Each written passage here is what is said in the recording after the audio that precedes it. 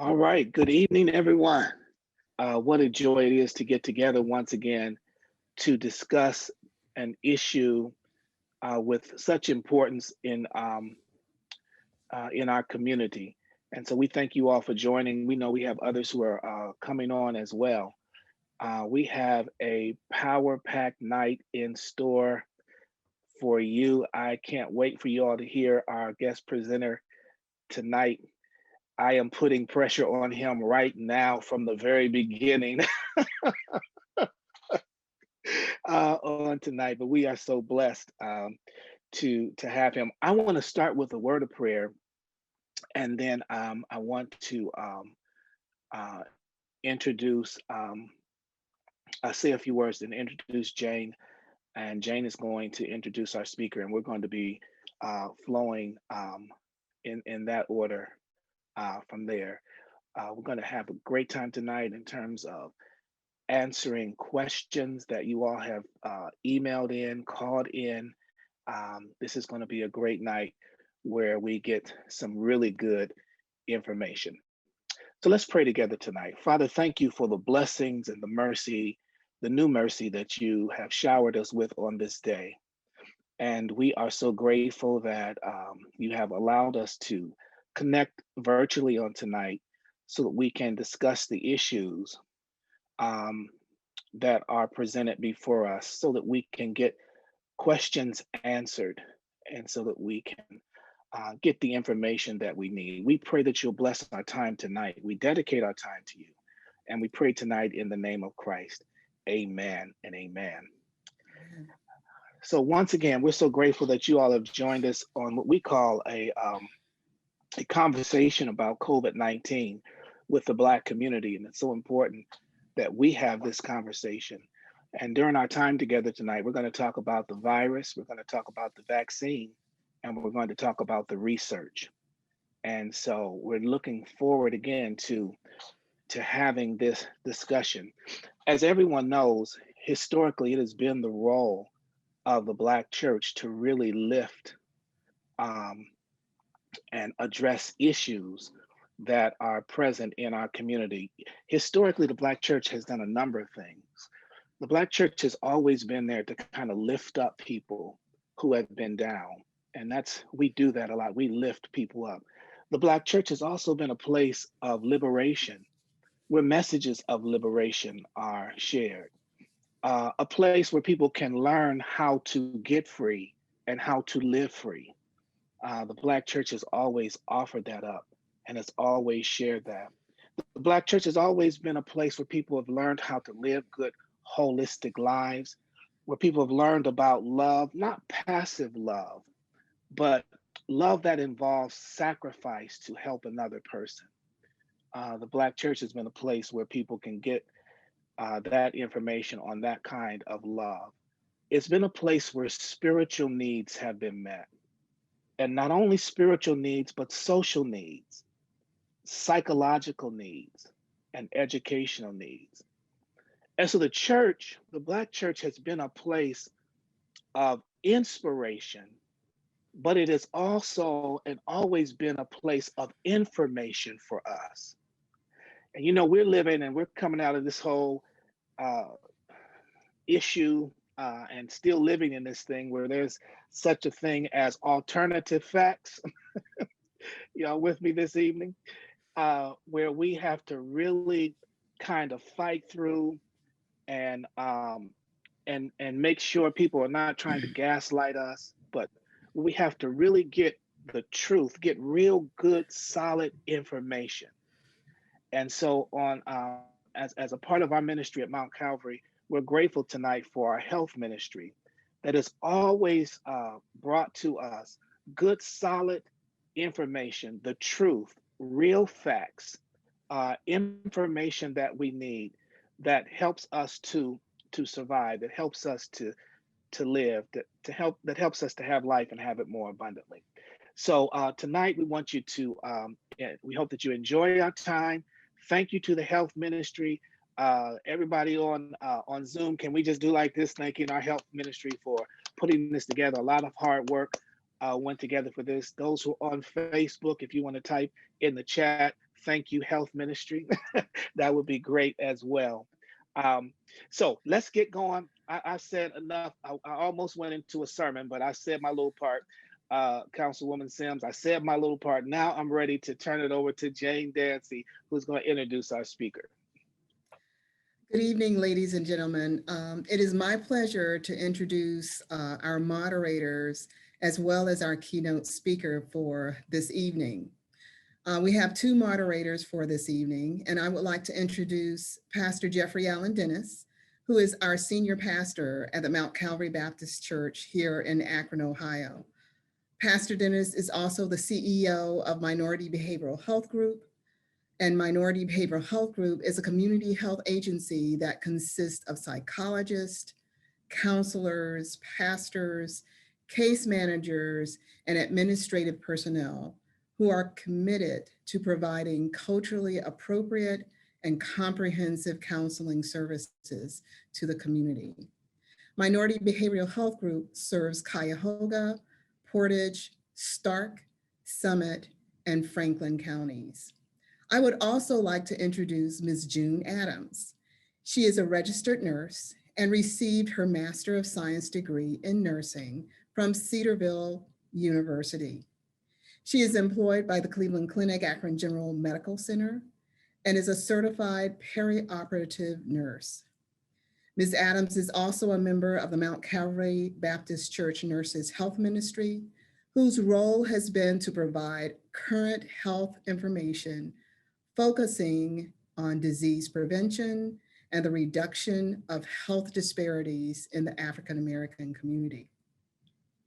As we all know, COVID-19 has disproportionately impacted the African American community.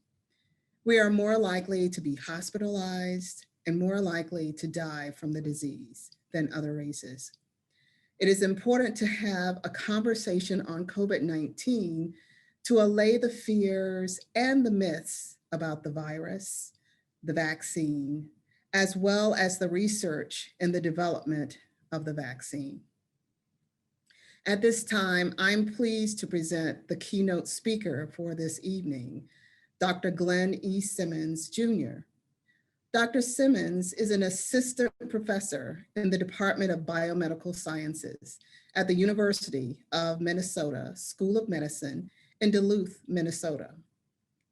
He is a molecular biologist by training and has also worked on projects that help to build the capacity of underserved and underrepresented communities.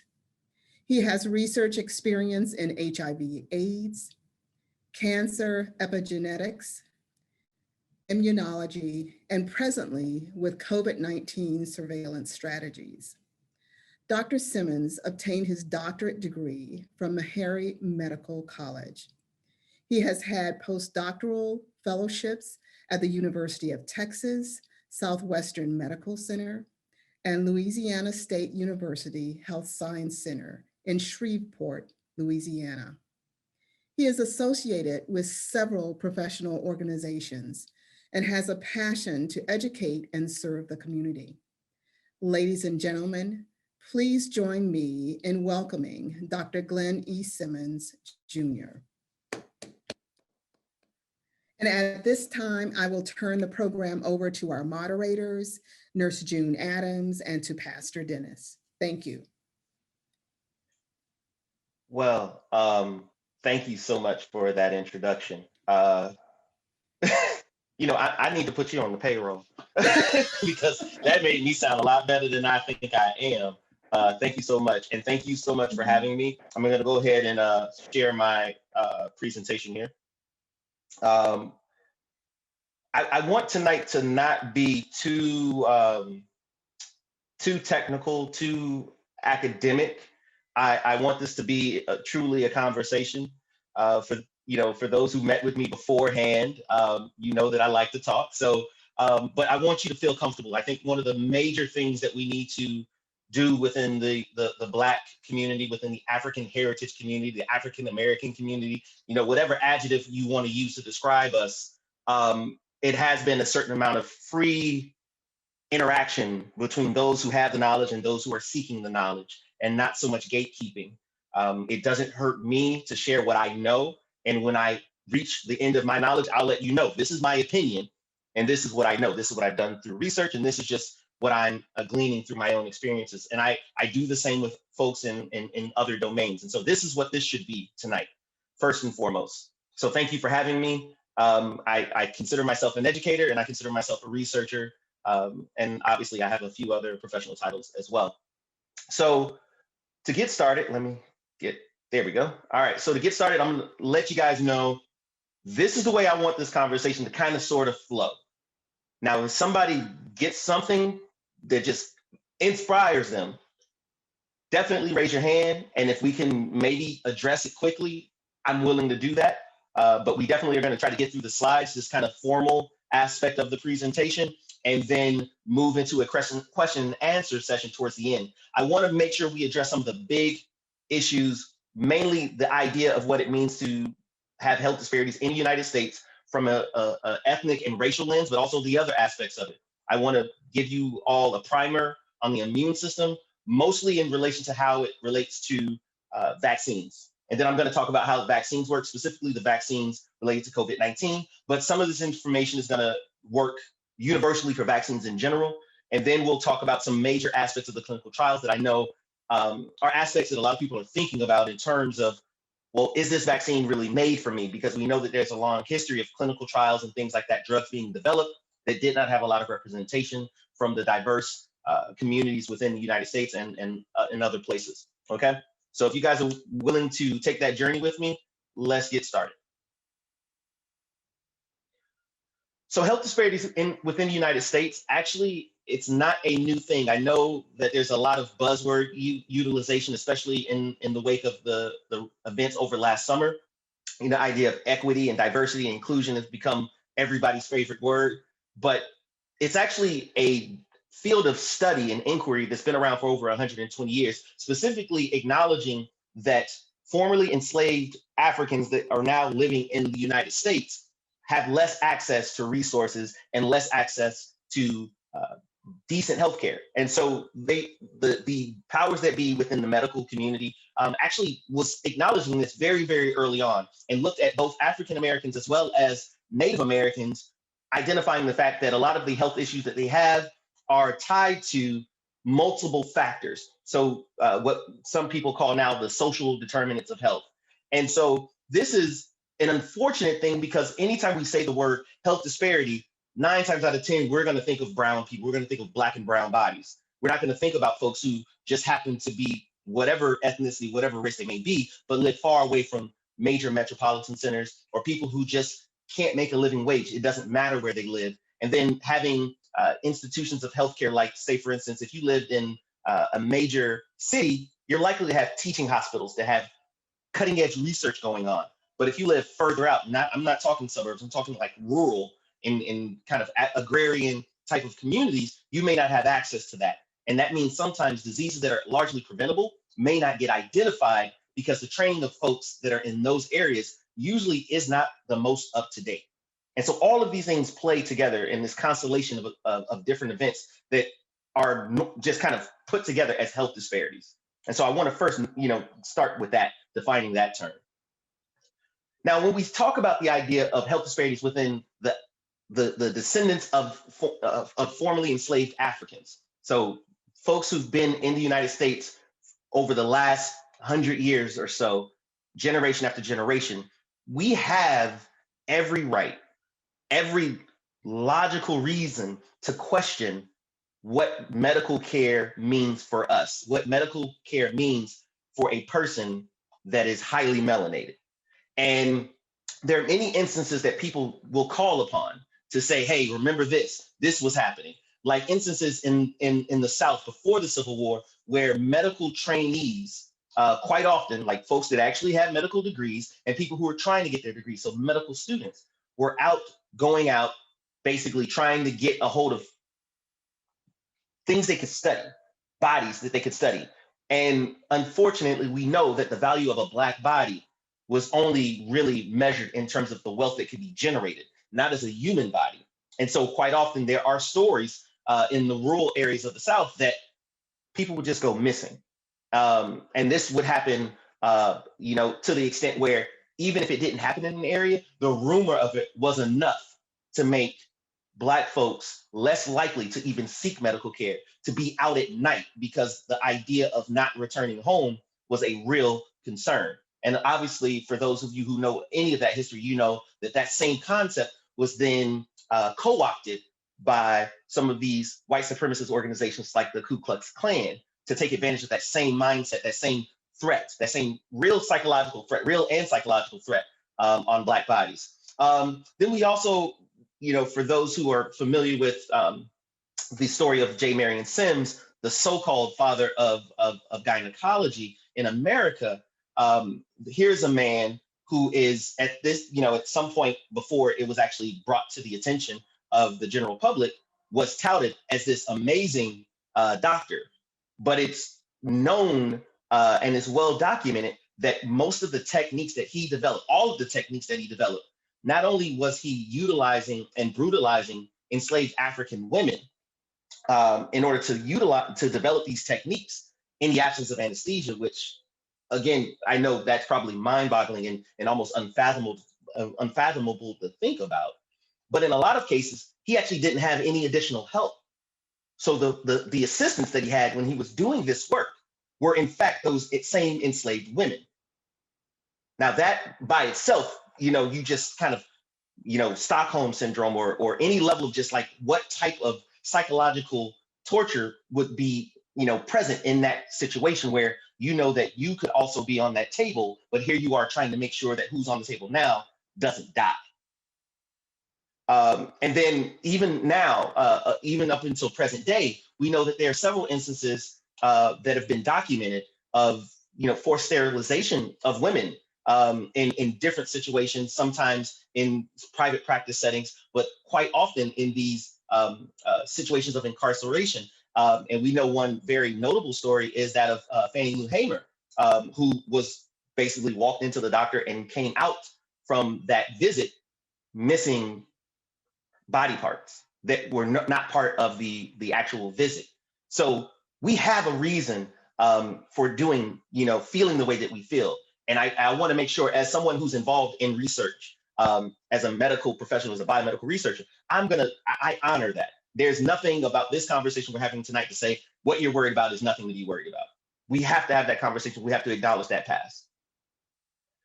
Now, there are also some very detailed accounts of how that distrust, that mistrust and misuse gets exploited, and then it just becomes this much more much larger issue, and it comes from all the way to the standpoint of ethical issues of informed consent. So I don't know how many of you are familiar with the immortal story of Henrietta Lacks. Here we have a Baltimore woman who was diagnosed with cervical cancer. Now, she was getting treated for her cancer. She was getting treated. At the time, there was only so much they can do. Cervical cancer, especially when it's diagnosed late, the prognosis is not very good for anyone. But the thing about this issue was that at the time, the medical professionals, the researchers were taking samples that normally, yes, you would take a biopsy to determine what's happening with the tissue to identify, oh, it's this type of cancer, it's this grade, so on and so forth. But what they did in this situation is that they removed their tissue and essentially passed it around to other researchers that were interested in what this tissue could be used for. And that ultimately became something that was capitalized, meaning that folks were making money off of it. People were making their entire careers based off of this tissue. Now, subsequently, we found out that a lot of cancer cells can be what we call immortal. They grow infinitely because of defects in their in regulation of their cell growth. But to do this to someone without telling them, without asking their permission, and then to capitalize on this is the epitome of unethical and just downright wrong. I don't care who you are and how you define that. And this is, again, something that we're only recently becoming aware of. And now we're trying to rectify that situation as best we can through the judicial system and things like that. But again, that's in our history, and that's in our recent history. That's not, some bygone era. That is only 1 to 2 generations from right now. And that's important to acknowledge. Now, I know many folks in the audience, I'm surprised it didn't come up as an actual question, but I think it was kind of in the subtext of some of the questions that were presented to me. The Tuskegee syphilis study that was conducted by the Public Health Service of the United States government starting back in the 1930s. This is probably the first thing that comes up when we're talking about dealing with COVID-19 and vaccination, specifically when we're talking about vaccination in Black people, African Americans. What a lot of folks don't know about this, and this is just me giving some background on the study, this actually falls into a category of clinical research, called case control studies. So even when I was growing up, I knew about this. Before I got into college and things like that, I knew that there was this thing that happened. I know many of you may have actually seen the movie Miss Evers Boys. So this is something that a lot of us have come across. And the most pervasive thought about it is that these men got sick or were sick and never got treated. And that's true. But what is not really clearly understood, and something that what medical professionals and those who are in the know need to clearly explain and delineate, is that this case, with all of the ethical issues that are all live, within this, the main thing about this case is that this is another classic example of no one telling the people involved what's happening. No one telling them this is what's going to likely happen if we don't do X, or what we're doing is not really doing this, we're doing this. And the worst part about this is that when this study was first conceived, based on the original protocols, the study made sense, and it was, by most accounts, ethical. They were going to look at this for a short amount of time, and then they were going to be done. But then it got into this almost diabolical space where they just kept going. They kept having these people show up, not giving them the treatment that they needed or whatever treatment was available. Now, the treatments that were available for syphilis back in the 30s and early 40s were not very good, not very successful. That's the whole purpose for the study in general. But around 1945, they discovered that penicillin was actually a really good treatment option. But these men, none of them were offered penicillin to treat their disease. So now you have them going through this thing, no treatment, and you're basically watching men die. You're watching people die, suffer needlessly. And it wasn't until significantly later, when it became a public knowledge that this was happening, did it actually stop.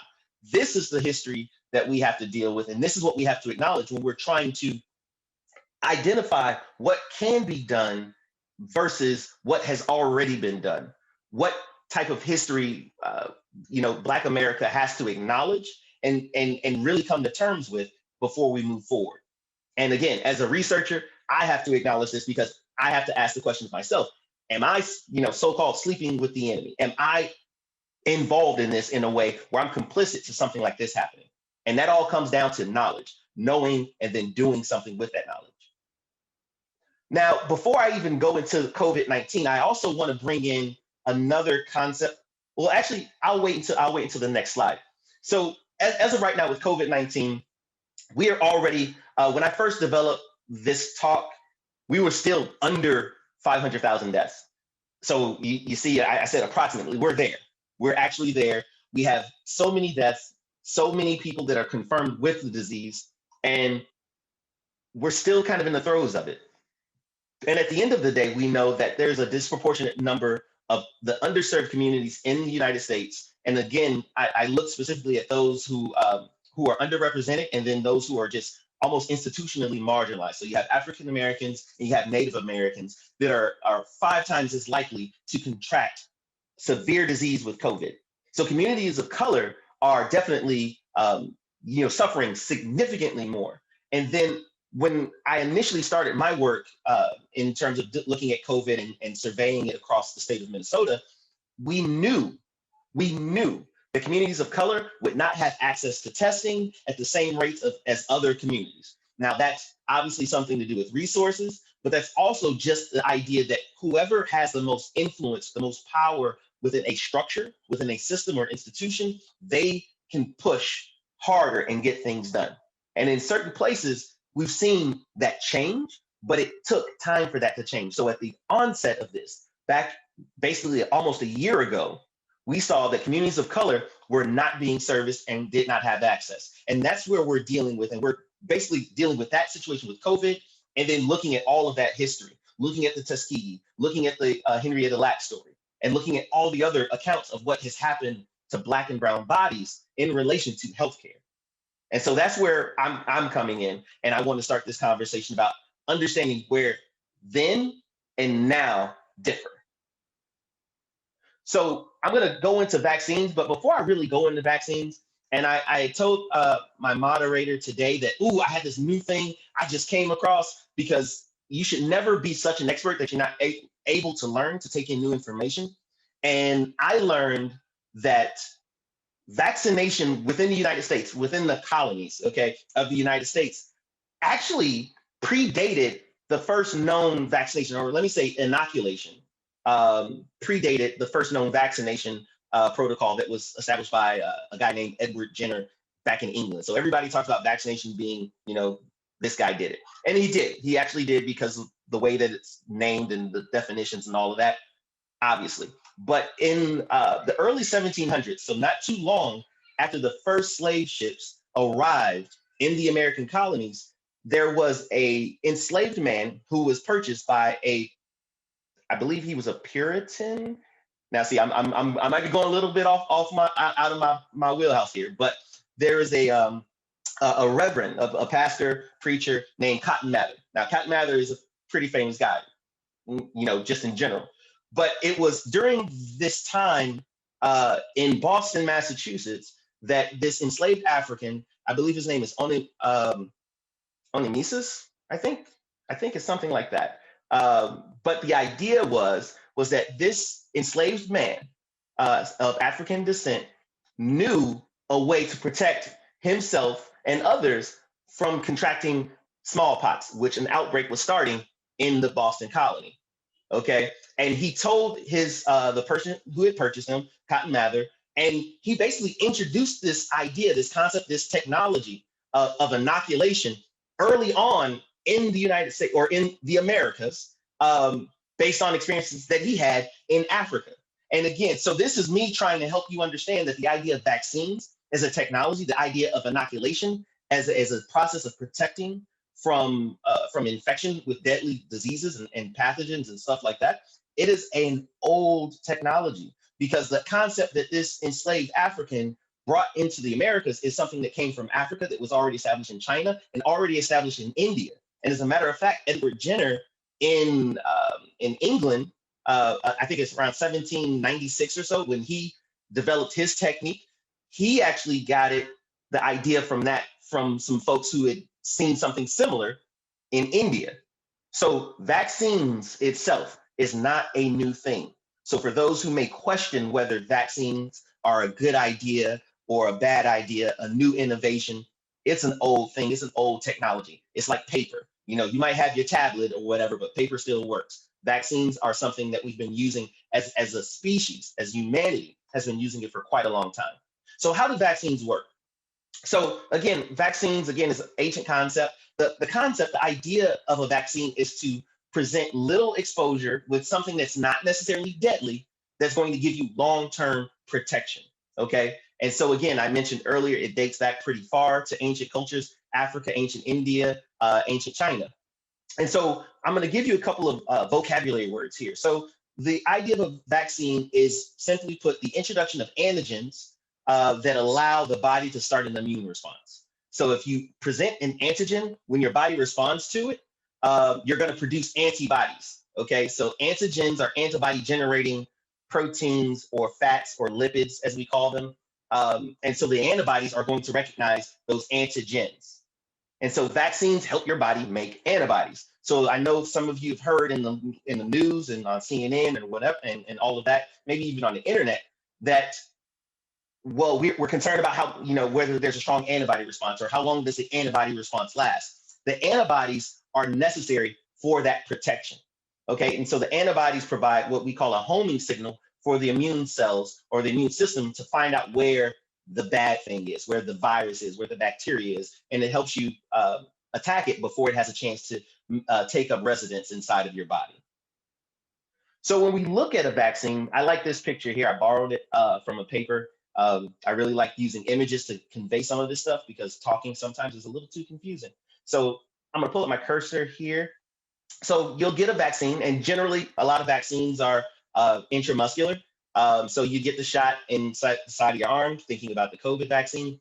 When you get that shot, whatever the vaccine is made of, it's designed to call cells to that spot. Okay, so that recruitment is what's necessary to get the right cells at the right place. Now, a lot of times those cells are already in the general vicinity. So you have these innate immune cells like this DC, which is a dendritic cell, or these macrophages. Their job is to gobble up things and then to take them to the other parts of the body where they then what we call present them to the immune system. So these are antigen presenting cells. So they take up antigen and then present it. Okay, so they'll present it to the T cells, they'll present it to the B cells, the workhorses of the immune system, so that they can do their job. So if these cells here of the innate immune system, the dendritic cell and the macrophage, are let's think of them kind of like the quarterback of the immune system. So they get the ball and then they hand it off. That's their job. Well, the T cells and the B cells, they're kind of like your running back and your quarterback. So your antibodies are I'm sorry, your running back and your wide receiver. Okay, so the antibodies are they're gonna go long. They're gonna go throughout your whole body. They're gonna travel through your blood, and they're gonna try to get the touchdown at a distance. The T cells, they got to get up on it. They got to get close. They got to make contact, and boom, they're gonna pile through. They're maybe more like a fullback. They're gonna make some contact. They're gonna do some stuff. And depending on the situation, your T cell is going to make contact with a cell that is showing, presenting a certain amount of that antigen, because a sick cell will express or show that antigen on the cell surface. And that T cell knows that when I see that, that's it.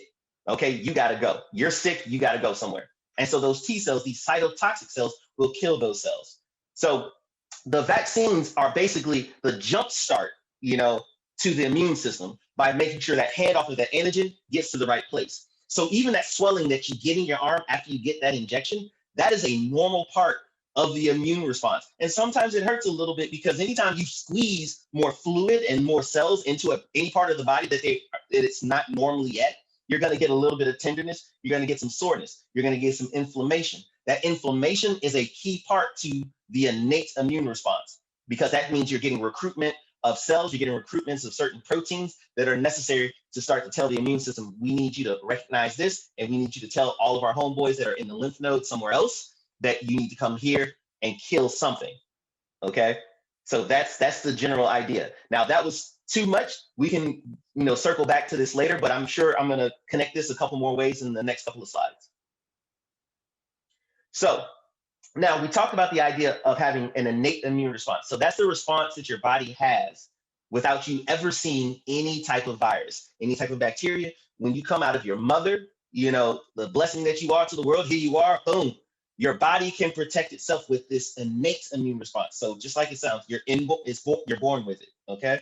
But in order for your body to recognize certain things, you need an adaptive immune response. You need those T cells and those B cells to kick in, because everything that's a part of the innate immune response, it's really only recognizing very specific types of what we say signatures. So that's going to be like certain types of things on bacteria, certain types of lipids that only bacteria have. Your innate immune response can see that, but some viruses, your immune system won't see that right away. So it needs the process of the adaptive immune response to take that antigen, take it into the lymph node, and then educate those T cells and those B cells, like, this is what this bad thing looks like. Please come and do something with it. Now, during that time, you'll have what's called a lag phase. Now, if you can see, that's about a week worth of time before your body gets out of that innate immune response and moves into the first antibody response that's recognizing that antigen that was taken in at the site of that vaccine injection, okay? And so the response is going to give you a decent amount of antibody. It's going to be mildly protective, and that's great. Now, if you really want to make sure that response is strong, it's robust, you might need to see that thing again. Now, generally speaking, the first time is going to be enough. And so you'll get that response. What will happen is that you'll get some of those B cells that will live for a long period of time and will continue to make a little bit of that antibody every now and then, just letting your body know, like, hey, we're keeping watch. So it becomes kind of a sentinel. It's your security system. That antibody is going to be circulating around from those B cells that have already seen this antigen months and months ago or weeks ago.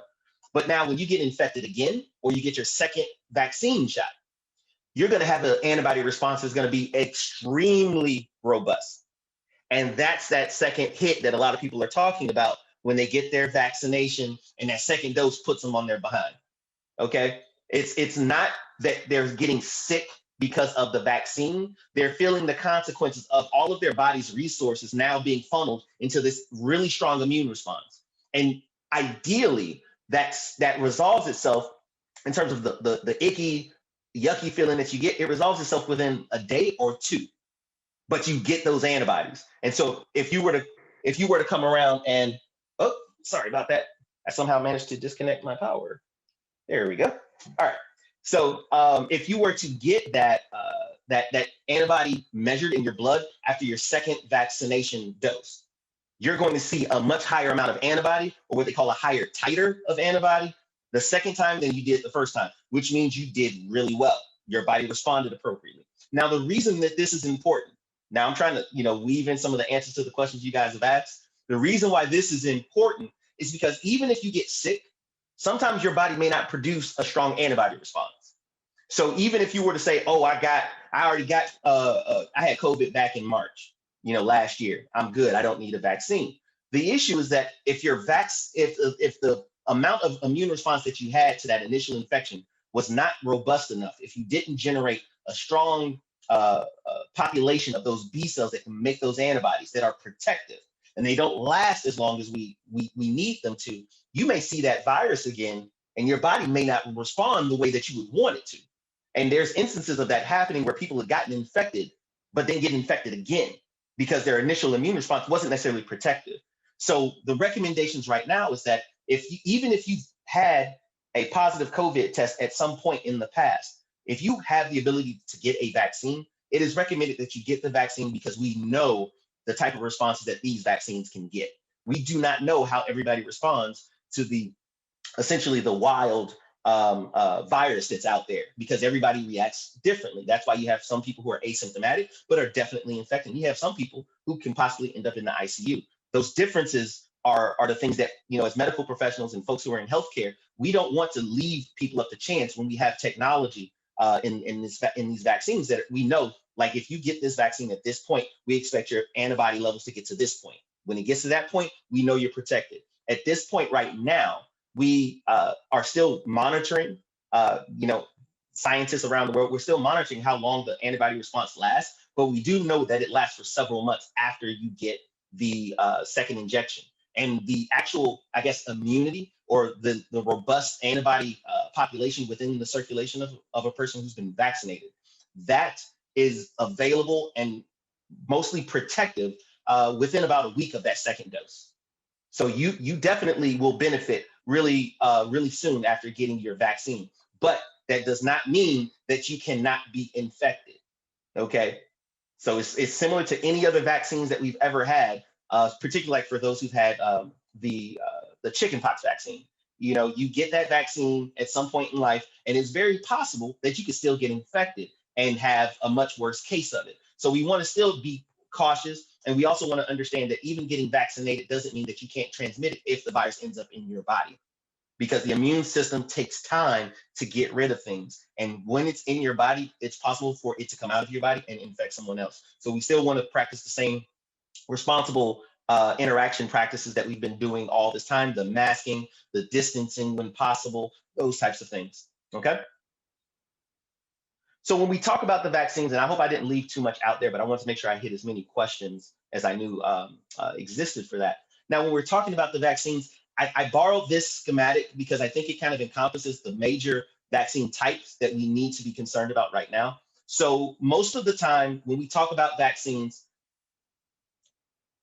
we're talking about vaccines that are based off of some protein component, some part of the virus, some part of the bacteria. So when we're talking about like the MMR vaccines, the polio vaccines, the chickenpox vaccine, and that whole cadre. A lot of those are basically focused on a specific protein or even a dead version of that virus. Now, those work, but we do know that different types of vaccines can elicit different types of effects. And when we're the topic of the day, the topic du jour right now are the mRNA vaccines, mainly because they are the ones that are the most readily available for us right now. And in terms of Moderna or Pfizer, there's not a whole lot of difference between the two in terms of their efficacy or how well they work. So they basically work on the premise that if you can introduce a little bit of what is called RNA into those cells, those dendritic cells or those macrophages, what you'll get is the cell itself will then take that mRNA and make that mRNA into protein. Protein, like any of you who've done any type of dieting or anything like that, that's meat. That's the thing that does some kind of work on a cellular basis. And RNA are the instructions to make protein. And if the protein itself now is expressed in those cells, that is now an antigen. And that antigen can help us produce antibodies now to whatever that protein is. The mRNA in both the Moderna and the Pfizer vaccines are both mRNA that are specific for the spike protein on the coronavirus. So if you look at this coronavirus cartoon here, that would be this protein here. The reason why that's so important is because the spike protein is the first thing that the immune system sees. It's like the Velcro of the virus. And so if that was to come in contact with a cell, it's going to be the first thing that an antibody would also probably see as well. And when the antibody binds to it, that helps identify that this virus shouldn't be here. It needs to be taken up by an immune cell and then destroyed.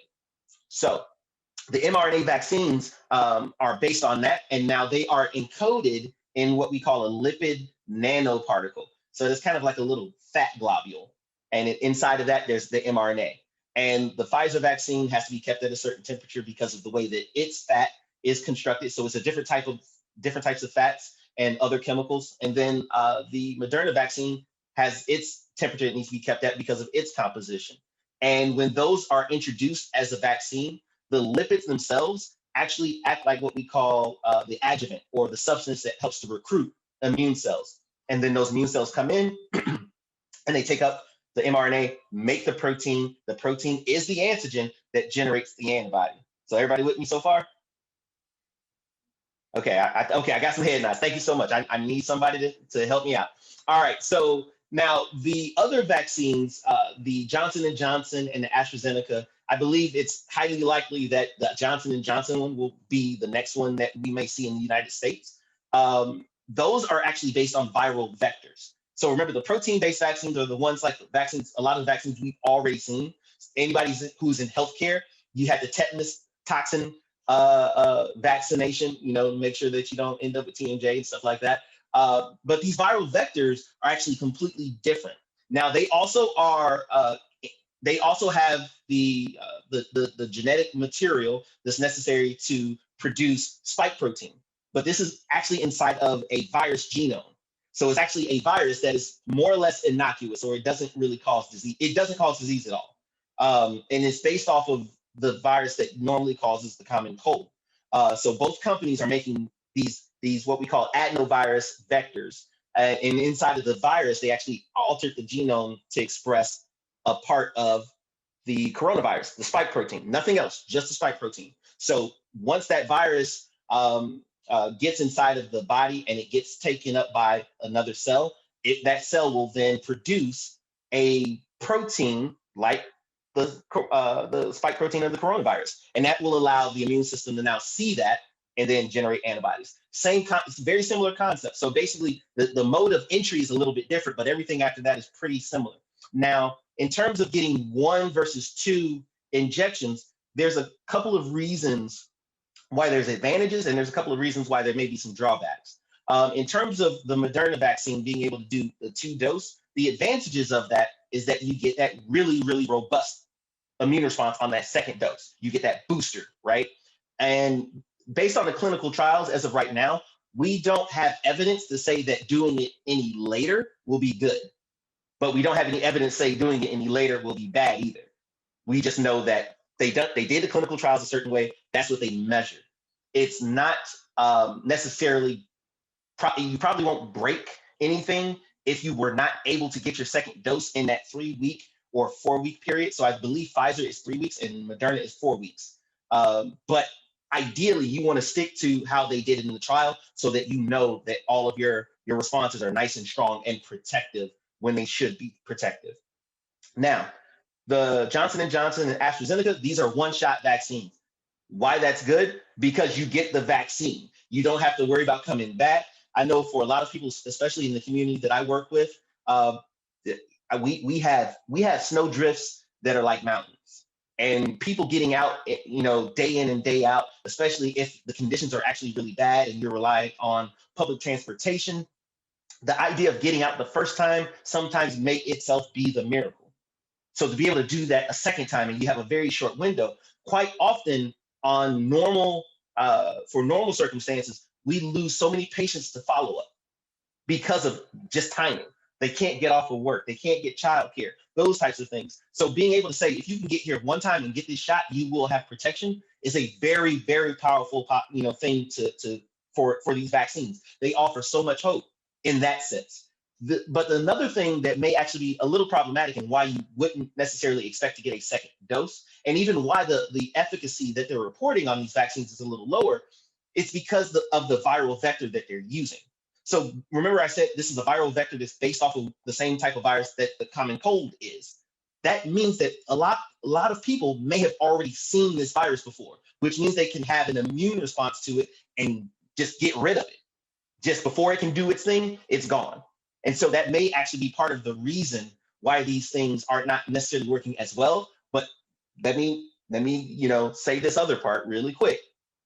Not many vaccines that have ever been utilized in mass. A lot of the vaccines that are in the current vaccine schedule are as good as the Moderna and the Pfizer vaccines. Like 94%, 95% efficacy is actually extremely high.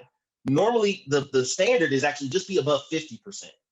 So if you think about it in those terms, the Johnson & Johnson and the AstraZeneca vaccines are still good vaccines. They're just reported numbers are just lower, but mostly probably because the technology is different. So the reason why you would get the first shot and it would be a little less, the numbers might seem to be a little less, stellar than the Moderna or the Pfizer vaccine is because there may be an initial immune response to people because they already had it.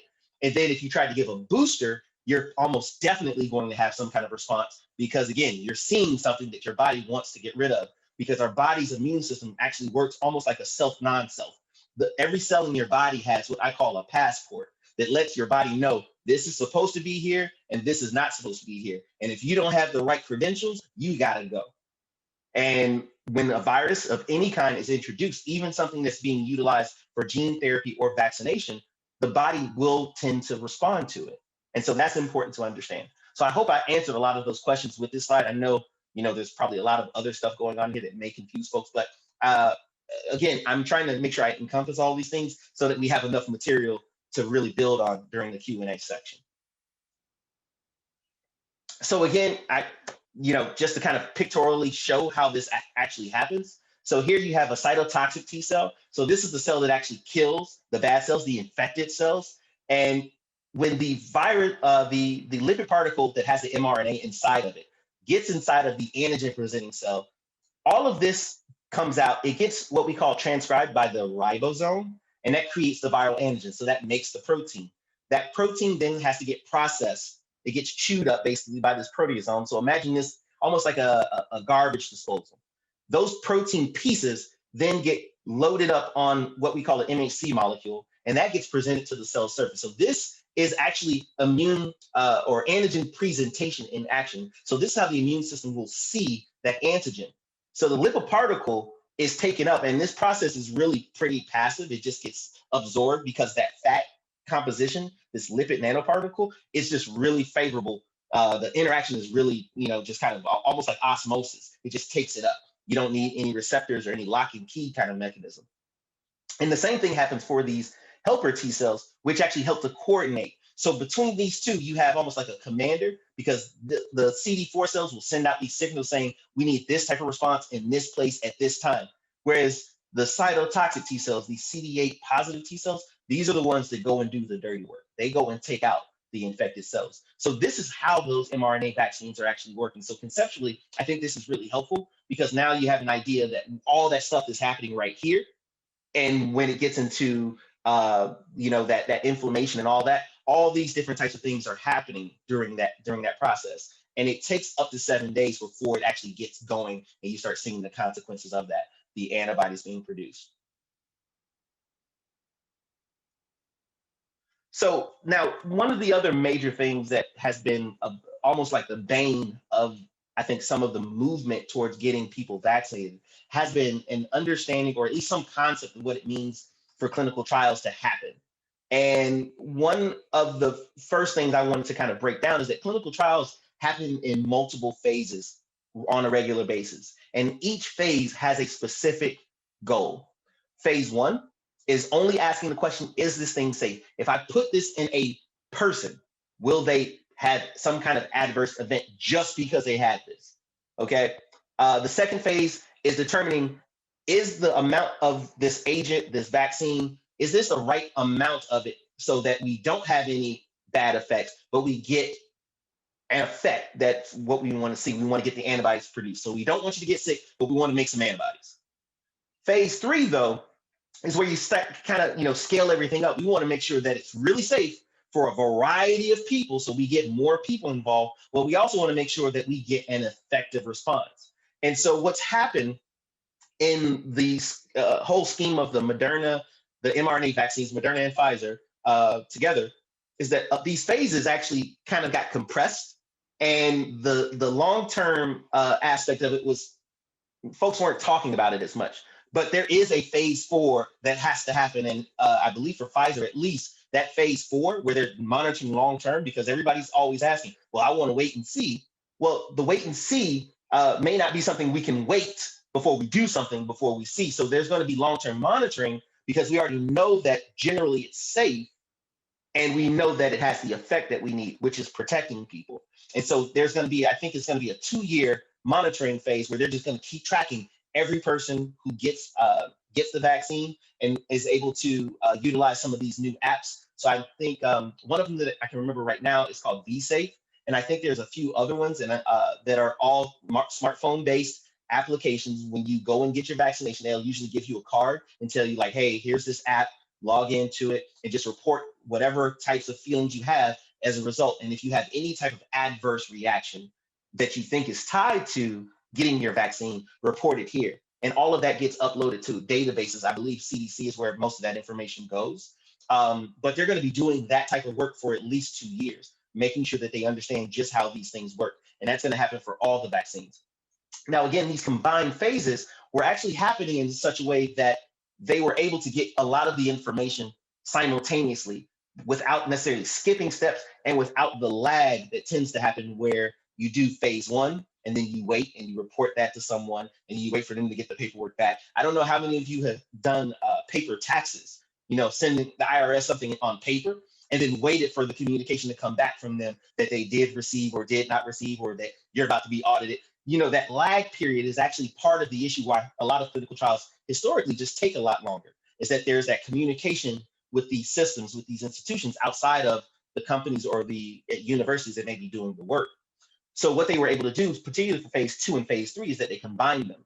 And so they were able to determine the dosing and they were able to determine the efficacy or how effective it was almost at the same time. And while they were doing that, they were also working at getting the emergency use authorization because they had already determined that it was safe, and they got that paperwork rolling and they started production of the vaccines almost on top of each other to make sure that when everything was a go, that they gave enough data based on the number of people that they had enrolled, that they would be able to get the vaccine out as quickly as possible, as opposed to saying, okay, now we're going to build the factory. Now we're going to start making the vaccine and you'll see the vaccine in 2024. That was the whole reason why a lot of that moved a lot faster and seemed to move faster. And another reason, which I think is still very underappreciated, is that a lot more people participated than ever. So this particular clinical trials for Moderna and for Pfizer actually had what I would consider a considerable proportion comparatively of folks of African ancestry, both in the United States and abroad. So so the U.S., there was at least 10% of everyone who was involved in the clinical trial who were identifying as African American. Okay, so 10%, which is a pretty big number because we're looking at the tens of thousands of people for these trials. And when they were doing that, they were basically making sure that they had a diverse enough pool, so then when they actually implemented it, they would not run into that issue that they had for other, types of medications where, oh, we don't have anybody from this group. So I believe I have a breakdown right here where it shows, based on the United States for Pfizer and Moderna, you have 10% that are identifying as Black. You have somewhere in the range of 20% that are identifying Hispanic or Latinx. The Asian population is 6 to 4%. And Pfizer was able to identify Native American ancestry or identification, whereas Moderna just had kind of, I think it was an additional 3% that was just kind of other. So the only thing that I think is missing is that there isn't really a clear breakdown to when adverse events did happen, if that person or persons were of a particular ethnic or racial group. However, that being the case, when you look at a lot of the adverse reactions that have been identified, other than the cases of anaphylaxis or extreme allergic reactions, those were largely happening in the placebo group. So it's not as though people receiving the vaccine always had the issue. It was sometimes people that were not receiving the vaccine that had the issue, the adverse reactions, or having some type, or being presenting with COVID-19, the disease.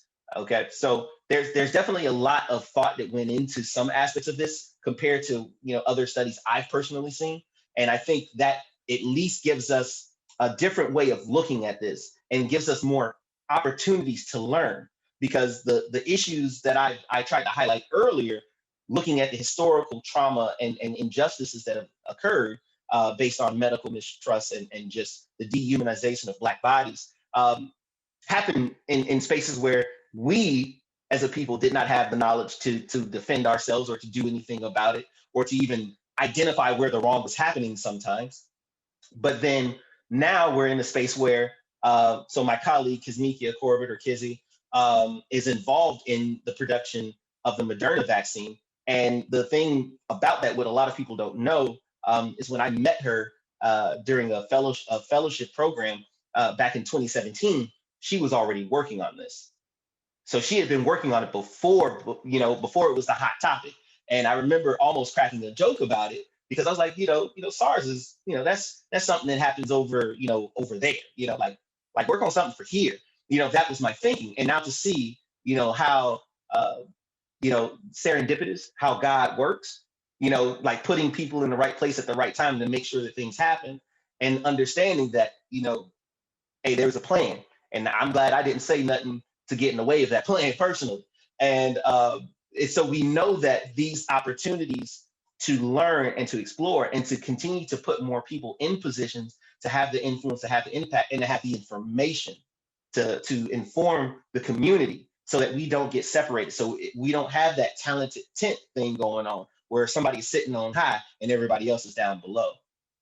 So with that, I tried to answer a lot of questions in flow. I hope I didn't bore y'all with my rant, but I am ready and willing to take questions and make, just open a dialogue. All right, that was that was great, Doc. I learned a lot, and it did open up several more questions for me, but it was really, really informative, and I appreciate that. People were texting me some questions while you were presenting. They might seem odd. I don't want anybody to laugh. These are some of the questions I got. I want to share them with you. I want you to answer them. All right. First of all, first question: are they putting a chip in us when they put the vaccine in us? Oh, that's not the first time I heard that. That's not the first time I heard that. And so here's the thing. Here's the thing. I don't know of many chips that can survive -70, -80 degrees right now. If it exists, I would like to see it. And I'm definitely not trying to belittle this question. So please don't take it like that. I don't have any evidence to say that it's not happening, but I don't have conclusive evidence to say that it is. Because in order to do that, there's a certain aspect of a certain series of questions that I would also ask in addition to that. Well, why wouldn't they put it in the food? Why wouldn't they put it in the soap? Why wouldn't they put it in the deodorant? Why wouldn't they put it in all the other things that we're using all the time already? Is that necessary? Because we already know the entire production of foods and services in the United States is very regulated outside of community hands. So if that was something that was an agenda, I think there would probably be more efficient ways to do it. All right, two other quick But I questions thought about were that. So text to me. absolutely. Mhm. Two quick questions. Then I'm going to turn it over to June so she can take us from there. But these were questions that were text to me. Can the second dose of the vaccine put you in the hospital? And are they actually injecting the virus into you? So I do not believe that there are a significant number of instances where somebody's been hospitalized because of the vaccine. There have been some folks who have gotten, I believe it might even just be the first dose and have had issues. That tends to correlate or happen at the same time where a person has an underlying condition that may potentially be aggravated. I came across a story where a gentleman who was, I believe he was over 90 years old. He received the vaccine and he passed away the next day. And there is no indication that the vaccine was the reason for that. But they also didn't necessarily do an exhaustive study because he was 90 years old, and the assumption based on how there wasn't any obvious signs of anaphylaxis or anything like that. So I would say that first. So I haven't seen a lot of data on it, but I'm not saying that it does not exist. But if you think of the 55 million people who have gotten the vaccine already, there may be 1,000 people who have had some kind of issue, some noticeable issue with that. So the numbers would put it at somewhere like 0.002% or something like that. And as far as the virus, no, the Moderna vaccine in particular is just a piece of the genetic material that makes a single protein for the virus. So it allows the immune system to see that protein, but it's not enough of anything to actually make a virus. So even if you were to put that in a person, a virus would not come out. Got you. Okay. June, why don't you step on in, and thank you for answering those questions. No problem.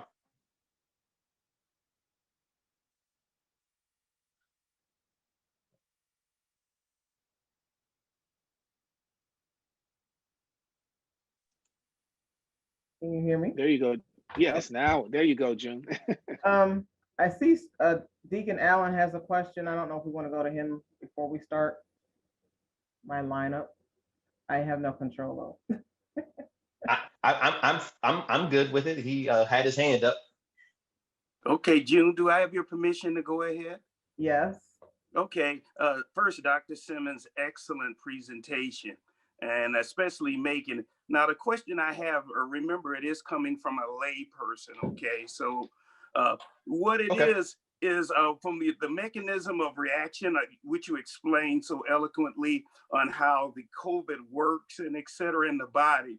I see a lot of similarities between that and the common cold. So this is kind of a two-pronged question. Number one is, as you know, we don't have a shot for the common cold because whoever did that would make Bezos look poor. So I'm saying if we can't cure that, does that mean that this COVID will be around, except it will maybe just reinvent itself or change and et cetera? And if so, then are we going to have to continue to take maybe a different form of Moderna or shot or Pfizer shot in order to keep going? All right, thank you. No, that's a really good question. As a matter of fact, I find some of the best questions come from folks who are not in the business, so to speak. So I would say this first and foremost. So many of us are familiar with smallpox. We're familiar with polio. So we know that there are viruses that are out there, and I mean, even though polio is technically eradicated, it still exists. But the idea of vaccination protects you largely.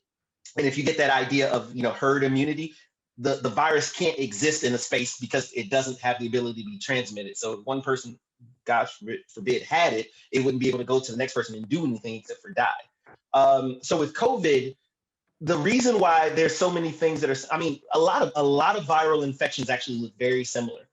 A lot of them look very similar, especially if they can infect the upper respiratory tract. So RSV infections, things like that, they all look similar. They give you kind of this systemic inflammation, the malaise, the fatigue, the achiness, and obviously, sometimes issues with breathing. So in terms of the idea of it kind of staying around, I'm not so sure. Because here's the thing, coronaviruses as a family, we've experienced them quite regularly. Some of the common cold viruses. So the common cold virus is not a virus, it's a lot of viruses.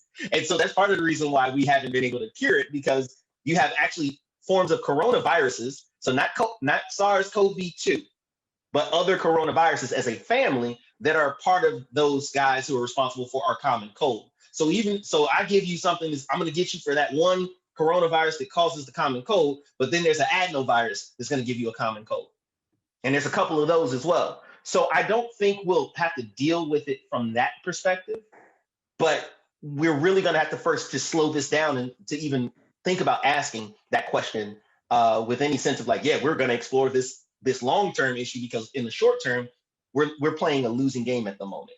But I think if we can get ahead of it in terms of getting more folks immunized, then the idea of the mutations and things like that will become less of an issue, because even if it does get to the point where there's an actual, what we call a escape mutant, that it mutates so much that even the vaccines don't work, we should hopefully be in a position where we're not so in crisis mode at a national level that we can see that coming and address it and develop a way of dealing with it.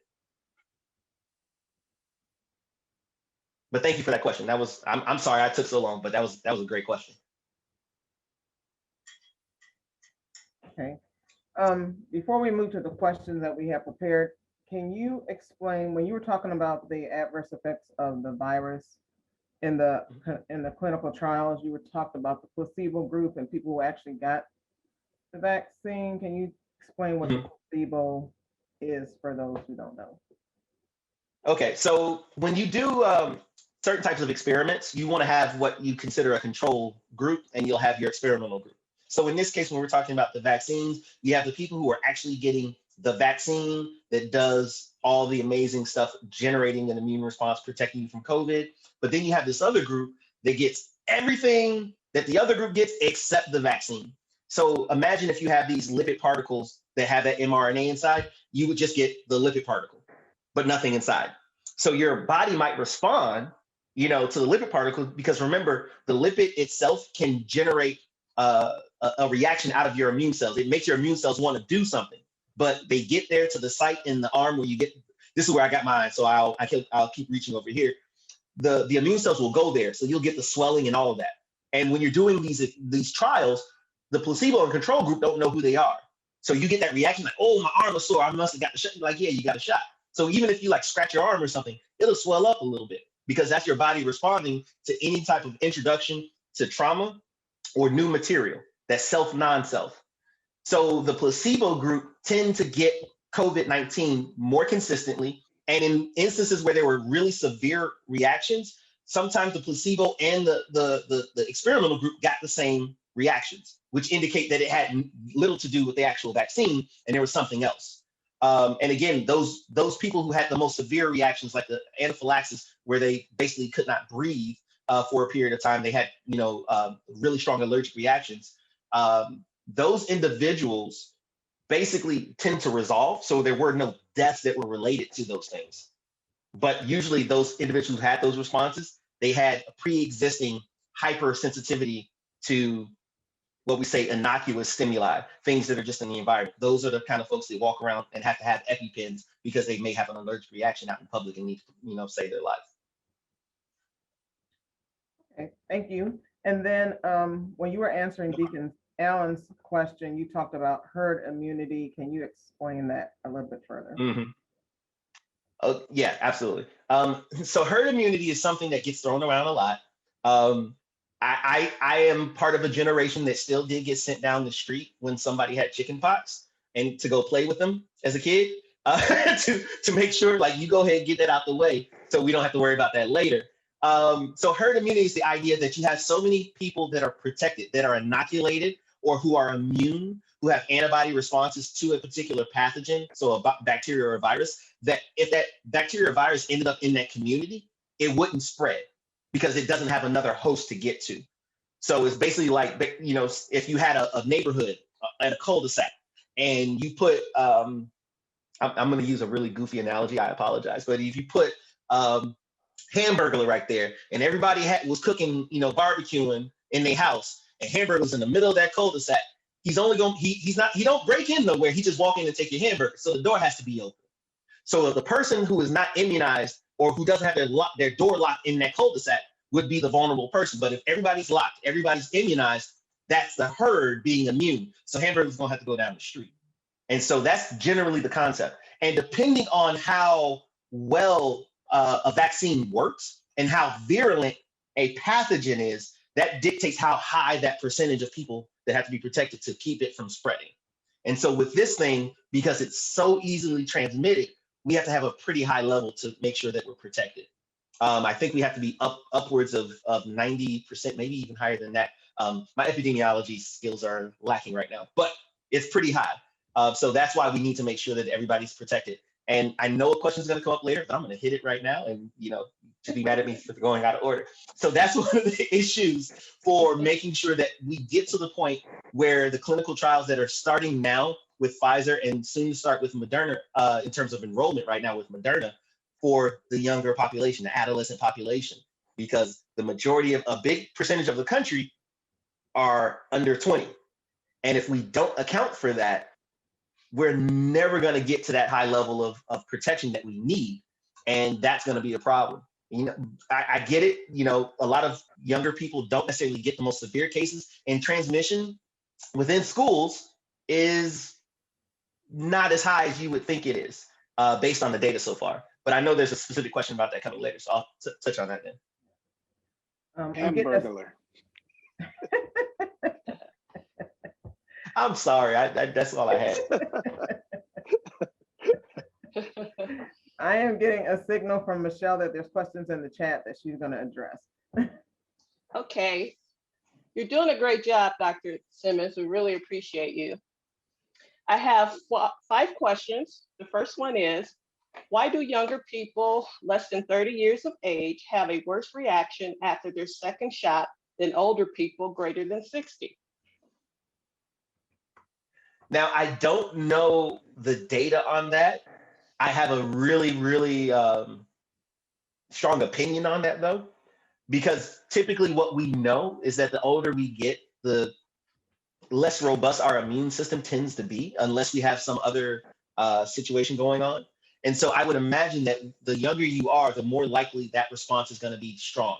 And it doesn't necessarily mean that strong is better or worse, but it may have a correlation to just how fast the cells are being called into action to produce those antibodies. And remember, the response is tied to the entirety of the immune response. So that's going to be the inflammation, that's that innate immune response, and then the recruitment of those adaptive cells, the production of the antibodies, and all of that. So it may be just tied to the idea that younger folks may just have a stronger response because of age. But I haven't seen the data conclusively to show me that there's something else besides that. That's a really good question. Thank you. The next 4, I think you kind of hit on. If you don't mind elaborating a little further, I'm just going to give you all 4 of them. The first one says, yeah, go ahead. The first one says, how long can you go between shots? The second one, can current patients get the shot? Number 3, can vaccinated people spread COVID? And number 4, should we be wearing a mask? Or wearing 2 masks. Yeah. Because I think I said, 2 masks. 2 masks. 2 masks, right. Yeah. So the timing between the shots is, again, it's the ideal situation, and this is an immunological kind of a known, is that you get that initial immune response, and then eventually it'll kind of die down. That's the main reason why you want to give it some time for it to go and for the cells to kind of calm down. And then some of those cells that are becoming what we call memory cells to kind of go and, take up residence somewhere and do their thing.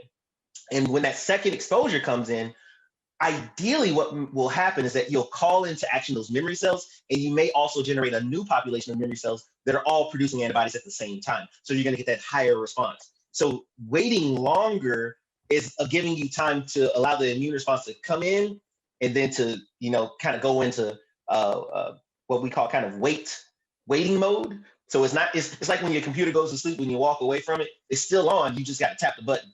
And that second hit, that second dose is going to be tapping the button, everything kicks right back on. It's not a restart from zero. So in terms of current patients, that idea comes into play. So even the idea, if you've gotten, so I know there's some literature that's saying that if you've gotten a positive diagnosis that you should wait a certain amount of time, and that's largely tied into that response as well. Now, the logic behind that has changed. And a lot of that is just due to, if you can get the vaccine, get the vaccine. Even if you're not sure about the vaccine and you have an opportunity to sign up, it's highly recommended that you do, because if you don't get it when you can, we don't know when you will get it.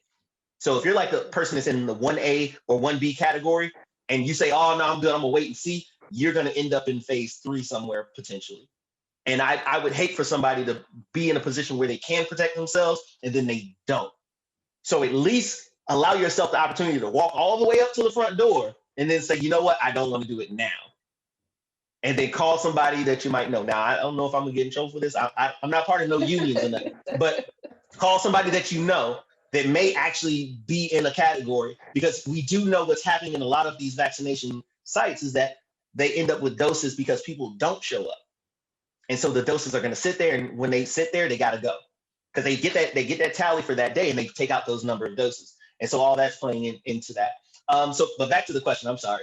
So the idea is that if you're a current patient, you're going to have to consult a physician to get an idea of whether, the idea is that I need to wait a certain amount of time. But right now, I believe that the idea is that if you're not spreading COVID at the time, that you should probably get that vaccine. Especially if you're not, like, when you say patient, if you're inpatient, you're in the ICU, you probably need to deal with the ICU situation first. But if you're someone who's gotten COVID and you're in a recovery space, you may want to consult and strongly consider getting that vaccination. Vaccinated people, as far as I know, the vaccine does not stop you from getting the virus. Okay. Now there's an issue with language here, and I don't know if a lot of people really appreciate it. COVID-19 for this conversation is the disease. Is when you are sitting on your butt, can't do nothing, possibly in the hospital, the disease. SARS-CoV-2, the virus, it don't really care that you got the vaccine if it's introduced to your body. It's gonna try its best to get in you and do something. While it's there, it can possibly come back out. So yes, it is possible to transmit.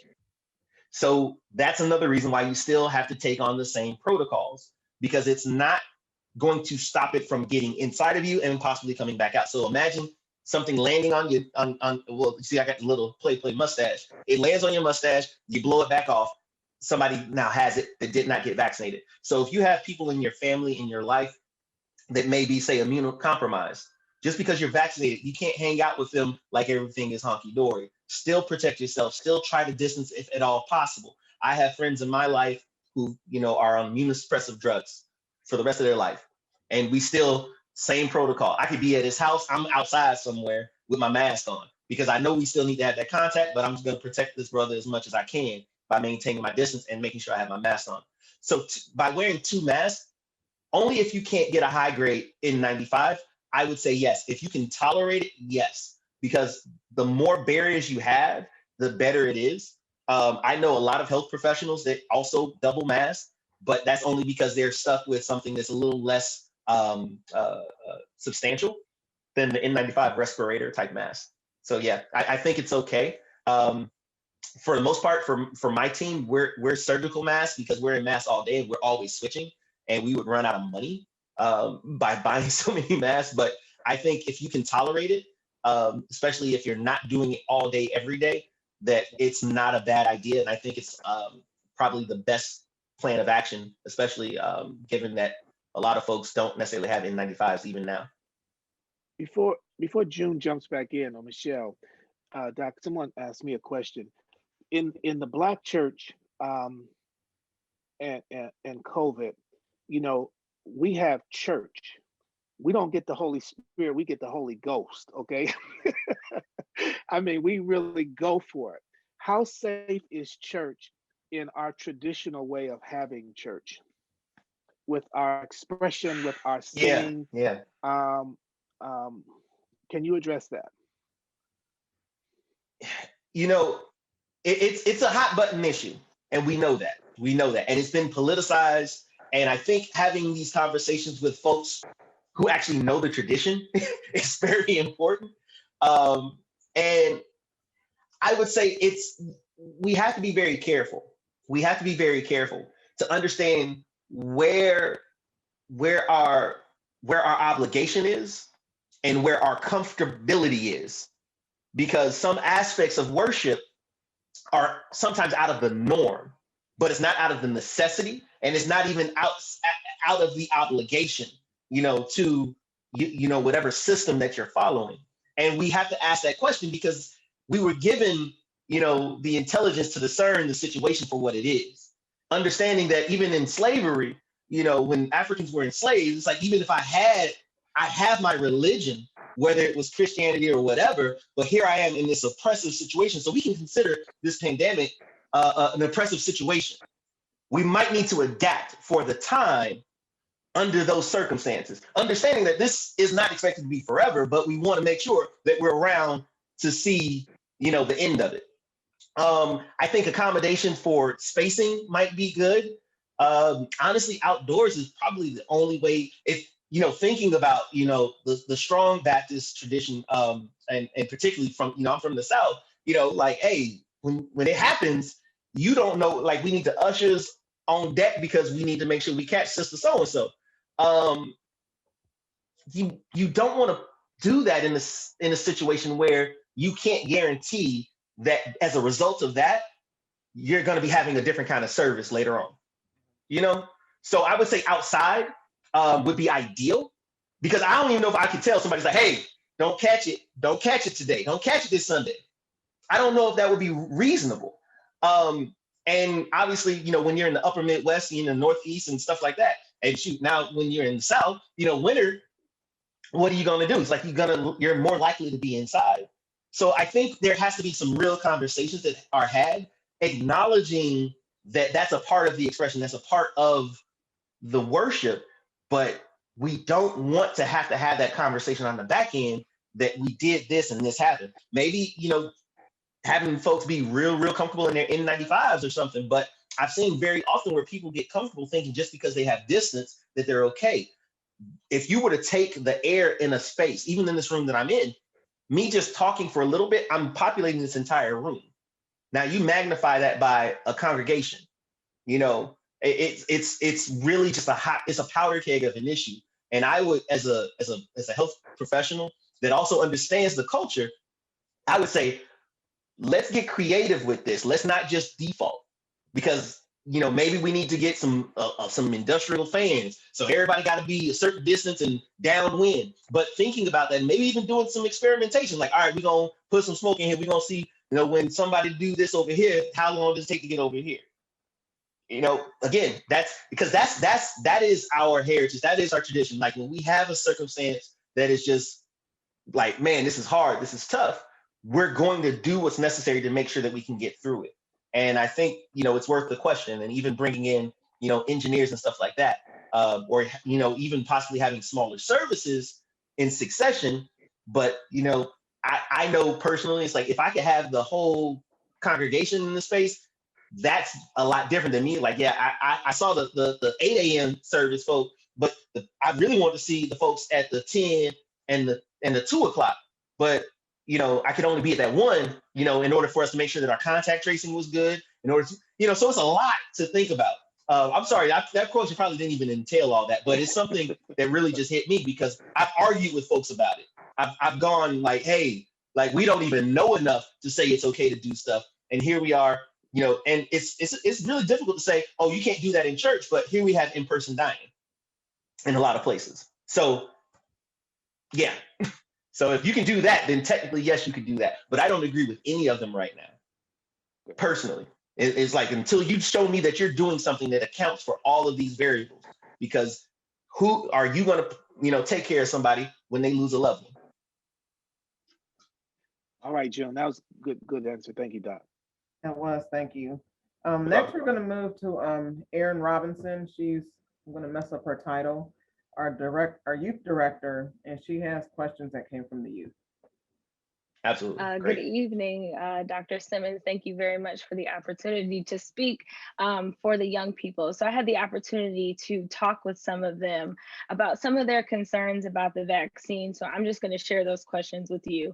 So we know that the Absolutely. vaccine is available for people over the age of 18. Do you know, or excuse me, when they're over the age of 16, do you know when it will be available for youth who are under that age? No. Right now, the clinical trials are enrolling for, I think Pfizer has actually started for their 12 to 17 range. So Pfizer is the one that actually has the, I believe they had a lower age range, and I think Moderna was only 18. So Pfizer actually started a trial for that adolescent group. So it's a trial, which, you know, I just had the conversation with my wife, and I was like, what do you think? You know, now for me, I'm sitting there like, maybe, but then at the same time, it's like, but that's my boy. Like, I don't, you know, so I'm on the fence too. So, so we don't have anything about when it's going to actually happen outside of the trial. And most estimates are actually putting that somewhere like into the fall, if not next year, before anything will be like possibly available as a regular vaccination as opposed to being a part of the trial. And Moderna, I believe they're actually having difficulty with their enrollment right now. So unlike with the larger, you know, 18 and up and 16 and up, you can get GUGAD to folks. Now you basically are saying, hey, parents, can you give us your kids? You know, that's probably a pretty tough sell even now, you know, so it'll probably be a while.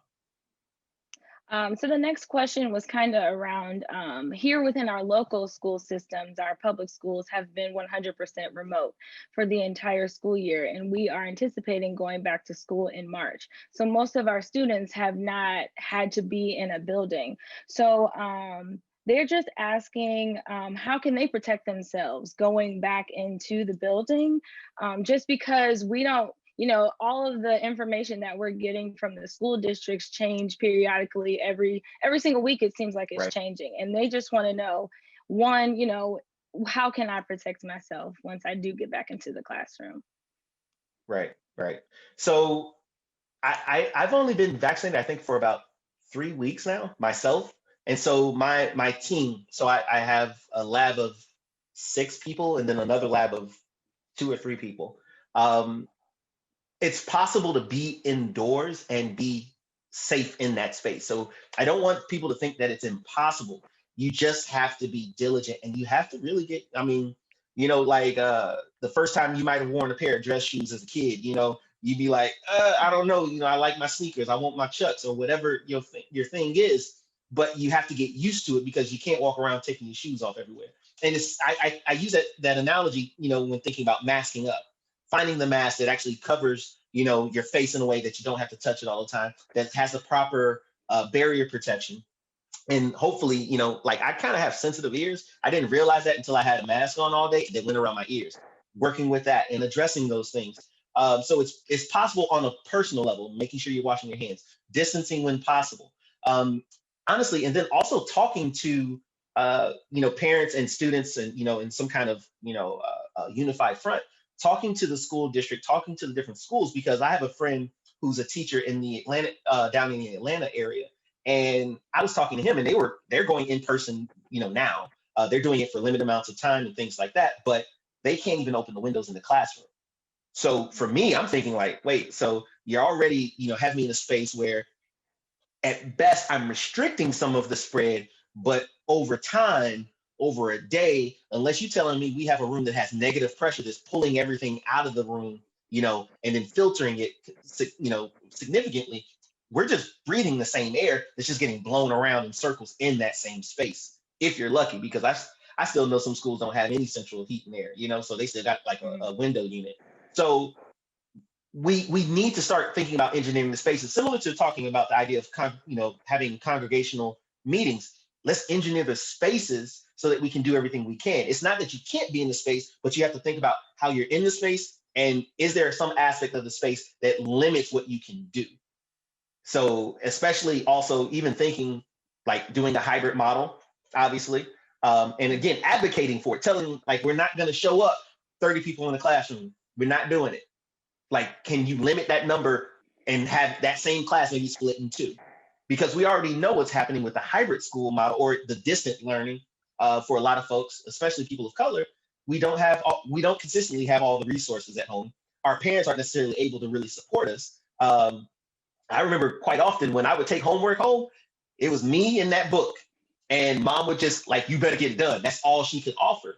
And I think when you see that happening, it becomes more of an argument. They got to go back to school. They got to go back to school. But we're pushing them into school, but we're not pushing the schools to adapt. The best that they're doing is we're washing up every couple of days, or we're washing up every night. That's great. But when you're in the space is really when it's the problem. This isn't like the flu virus. It's not like you got somebody, vomited on the floor and you need to clean it up. We're talking about something that is spread from person to person. So it's when they're in the space that we need to be considering these things. And this is my last question. They're kind of twofold.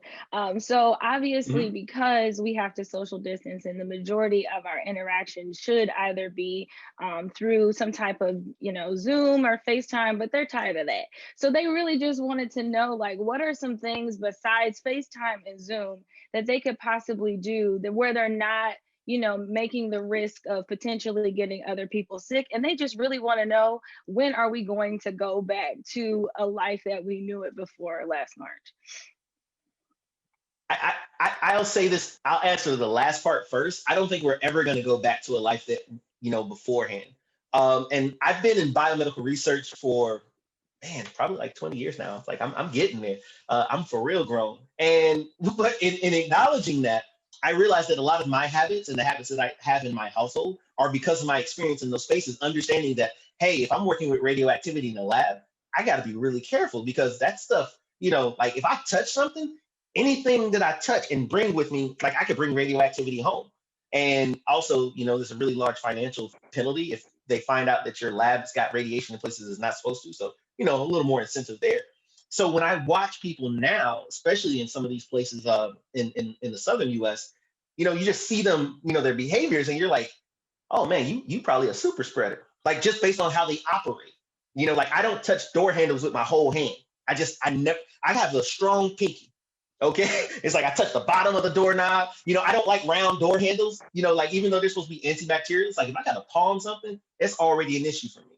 But that's because of my training. So I think a lot more people are going to start getting into that mindset of being where it's like, what? This is nasty. Why does the public restroom make me have to touch the handle? And I know people are coming out of here not washing their hands. That's kind of nasty, as opposed to having those little foot things, right?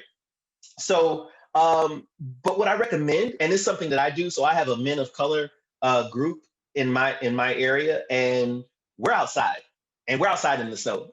Okay, so unless y'all are somewhere near the Arctic tundra, getting outdoors even in the wintertime is feasible and it's healthy. You have to figure out how to do some new stuff, especially, Black culture in the United States tends to be very centered on certain activities, which a lot of those activities don't happen in the wintertime, which means that when the wintertime happens, we shut down, which we already know is already problematic. You get that seasonal depression issues and alike. So what we've done is that we'll snatch up every man, that we can get a hold of and say, you got to get out. And so, and luckily it's beautiful up here, and we have these ridges and we have all this stuff. And I mean, even if it's just snowshoeing, now some people got them fat bikes and they got money for that, but ultimately just getting outdoors and fellowshipping, because one, we're masking up the whole time, because again, as I mentioned earlier, I have a friend that I don't care what nobody say, like we could be outside and 10 feet apart. I'm still gonna be like, hey, I'm finna take my mask down. You stay over there. Don't even come near me. Because one, I don't want his wife to hurt me if anything happened to him. But two, like that's, he's like family to me, and I want to make sure I'm protecting him. And so we get outdoors and we mask up, and we have, masks that are, mostly good for being outside. And it's wintertime. And of course, we freak people out. They put us in the newspaper all the time. It's like, oh, what are these brown men outside for? Because obviously we're masked up. And then, but anyway, that's a whole nother side. But I'll probably share an article with one of y'all at some point. It's like, but that helps. It reminds you that you can still function. And in the wintertime, wearing a mask outside, guess what? It actually makes sense. It's like it's cold. So if I got a mask on, I don't feel any kind of way about it. So I think we should start, taking ownership of the different times a year, especially now, because if we try to keep doing things normally and keep complaining about it, we're going to miss out on the opportunities that these moments are giving us in the midst of this, because we're blessed enough to still be alive in the midst of this right now. So, but that's just my take on it.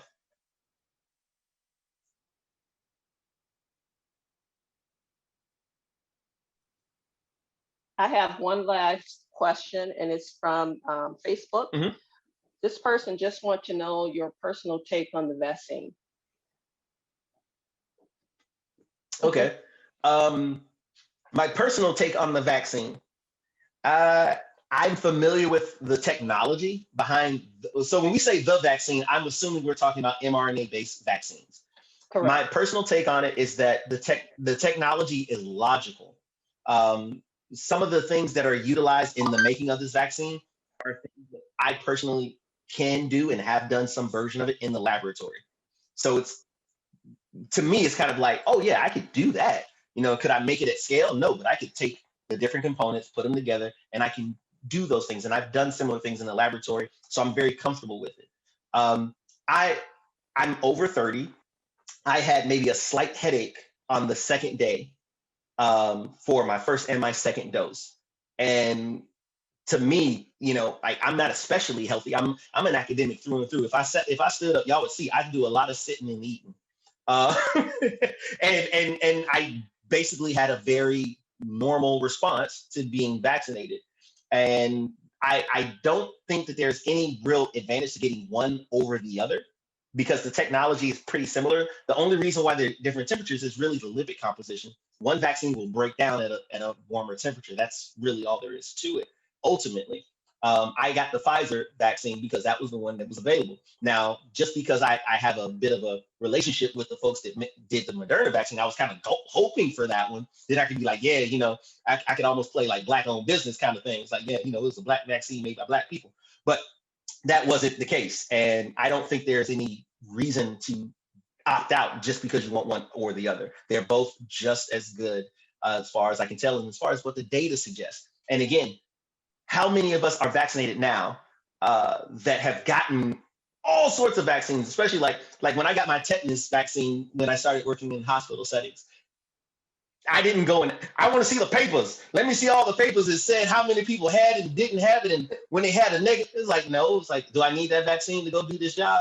I got the vaccine because I've seen somebody who didn't have a vaccine and what that looked like. And I was like, I don't want that, So again, we're scrutinizing this, not even always completely from a space of knowledge, and not even so much because of the idea of medical mistrust. I mean, we should have some misgivings and ask questions, but we're not asking questions in the same proportion all the time. That's not okay. So if we're going to do this, let's go ahead. Let's be extremely skeptical all the time. But I want to see you eating organic lettuce and carrots and not cooking food, and don't get any box food whatsoever. And matter of fact, you should be growing all your food before you go all in on saying that these technologies are somehow invalid. That's the only. If you do that, your argument is solid with me. But until you're doing that, I would say, hey, give it a try, because you don't have a better alternative at this point in time. Thank you for your answer. Back to you. No problem. Okay. Thank you, Doctor. I think we got a hand raised. We do. Oh, we do. Can you unmute Dr. Deacon Allen again? Yes, I have a question for you, Dr. Simmons. When you said you were going to run tests on the younger kids, the adolescents, as you know, they automatically have a propensity to be able to fight off the virus naturally. Now, how do you separate when you start doing the statistical data and you say, wow, it's really working well for these kids, their natural immunity from which, the COVID injection has done, how do you Pareto it and separate that? Because that would be interesting to know. So when you set up that type of analysis, and I'm not doing it, remember, so I'm not doing any of the clinical trials. I am not involved. It would have been nice, but luckily, what I do is actually kind of on the back end, on the epidemiology side. But in terms of when you set up an experiment like that, a clinical trial, you're not looking at them compared to another group, of people. We're not looking at them, looking at the aged population, those that are 50 or above. We're not looking at them towards, those that are between 20 and 50. We're looking at them compared to themselves, their peer group. So you would get that group of adolescents, and you would say, okay, this portion is going to be the ones that get the vaccine. This portion is going to be those who get the placebo. If you get a significant difference in how frequently one group gets COVID-19 versus the other, that's how you measure the efficacy.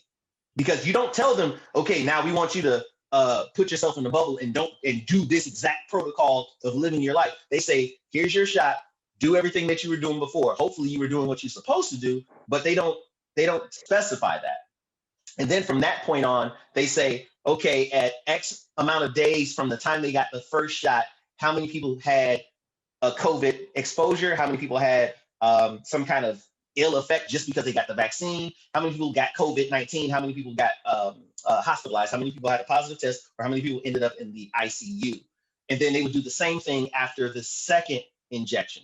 And so basically, even if that population tends to be healthy by and large, even in the midst of the pandemic, you're going to see whether or not that group has an enhanced protection based on the presence or absence of being vaccinated.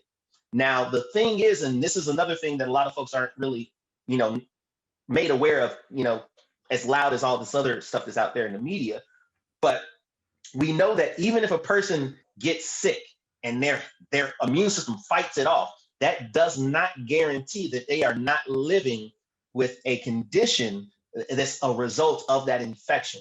So what we tell folks is that we see these individuals who end up being what we call long haulers, who have symptoms even after the virus is gone. We have individuals who have died as a result of getting infected and then something else happening. There was a case down in, I want to say North Carolina, a young man who ended up having some congenital issue kind of exacerbated as a result of being infected. So he's in that group where it's like, oh, they're healthy people, they'll be okay. And he wasn't. As a parent, I would tell anyone, I'm not willing to sit there and say, I'm going to roll the dice any more than I have to, especially as a Black parent. I'm just sorry, I'll say it like that. I'm not going to roll the dice any more than I have to say, I'm going to wait and see what happens if I have enough evidence that suggests that I can protect my child from something that I would have to sit there and look and watch for. Because I don't know about how many of y'all, especially when you have young kids, you're just watching, making sure that they're developing right. And anytime they do something a little bit odd, you're like, well, what was that? Do I need to take you to the doctor? Do I need to check you out? And that's what a lot of parents are living with right now, especially after their child has been sick, because sometimes that wheezing doesn't go away. And just to put this in perspective, and I know I'm taking forever on this question, but when you get infected and the cells that are infected are destroyed or killed by the immune system, and a lot of the tissues of the body, so any tissue in the body that has any vasculature, any type of blood vessels, you're going to have the virus has an ability to interact with those cells. Now, if you think about the lungs, the heart, the kidneys, the testes, a lot of tissue have these receptors for that virus. So if the immune system comes in, kills the cells that are infected, you don't necessarily get replacements of the same types of cells. You get scar tissue. You get these other types of cells that patch up the holes to make sure that your lung doesn't collapse, but it doesn't function the same. So we don't want to have the immune system have to fight this thing off, kill a whole bunch of cells, and be left with the remnants of that. We want to prevent that on the front end. So I think we definitely have to start thinking about it from that term, from that perspective, to understand the utility of protection versus saying, I'm going to see how this thing goes. Because for anyone who was around before the measles vaccine, was a regular thing. Nobody wants to play Russian roulette with something that has the ability to knock off an entire generation of babies, because it's that devastating. And this is actually something that could be in that same ballpark, just because we still don't understand it. And I'm not going to wait for the history lesson to say, oh, it wasn't that bad. Because right now we're looking at 500,000 deaths that are in some way related to COVID-19. Even if it's not a direct effect, it's somehow related. So y'all don't have to let me rant so much. You can stop me at any moment. I'm trying to watch faces here. Good information. Yes, you're giving us really good information, and we want to be respectful of your time because it is 8:47, but I do have more questions to ask. And some are coming through in the chat, but we don't want to take advantage of the window of time that you have given us. Okay. Up to you if you want me to keep asking, or we're going to wrap it up. Keep going. Keep going. Okay. You have questions, Michelle?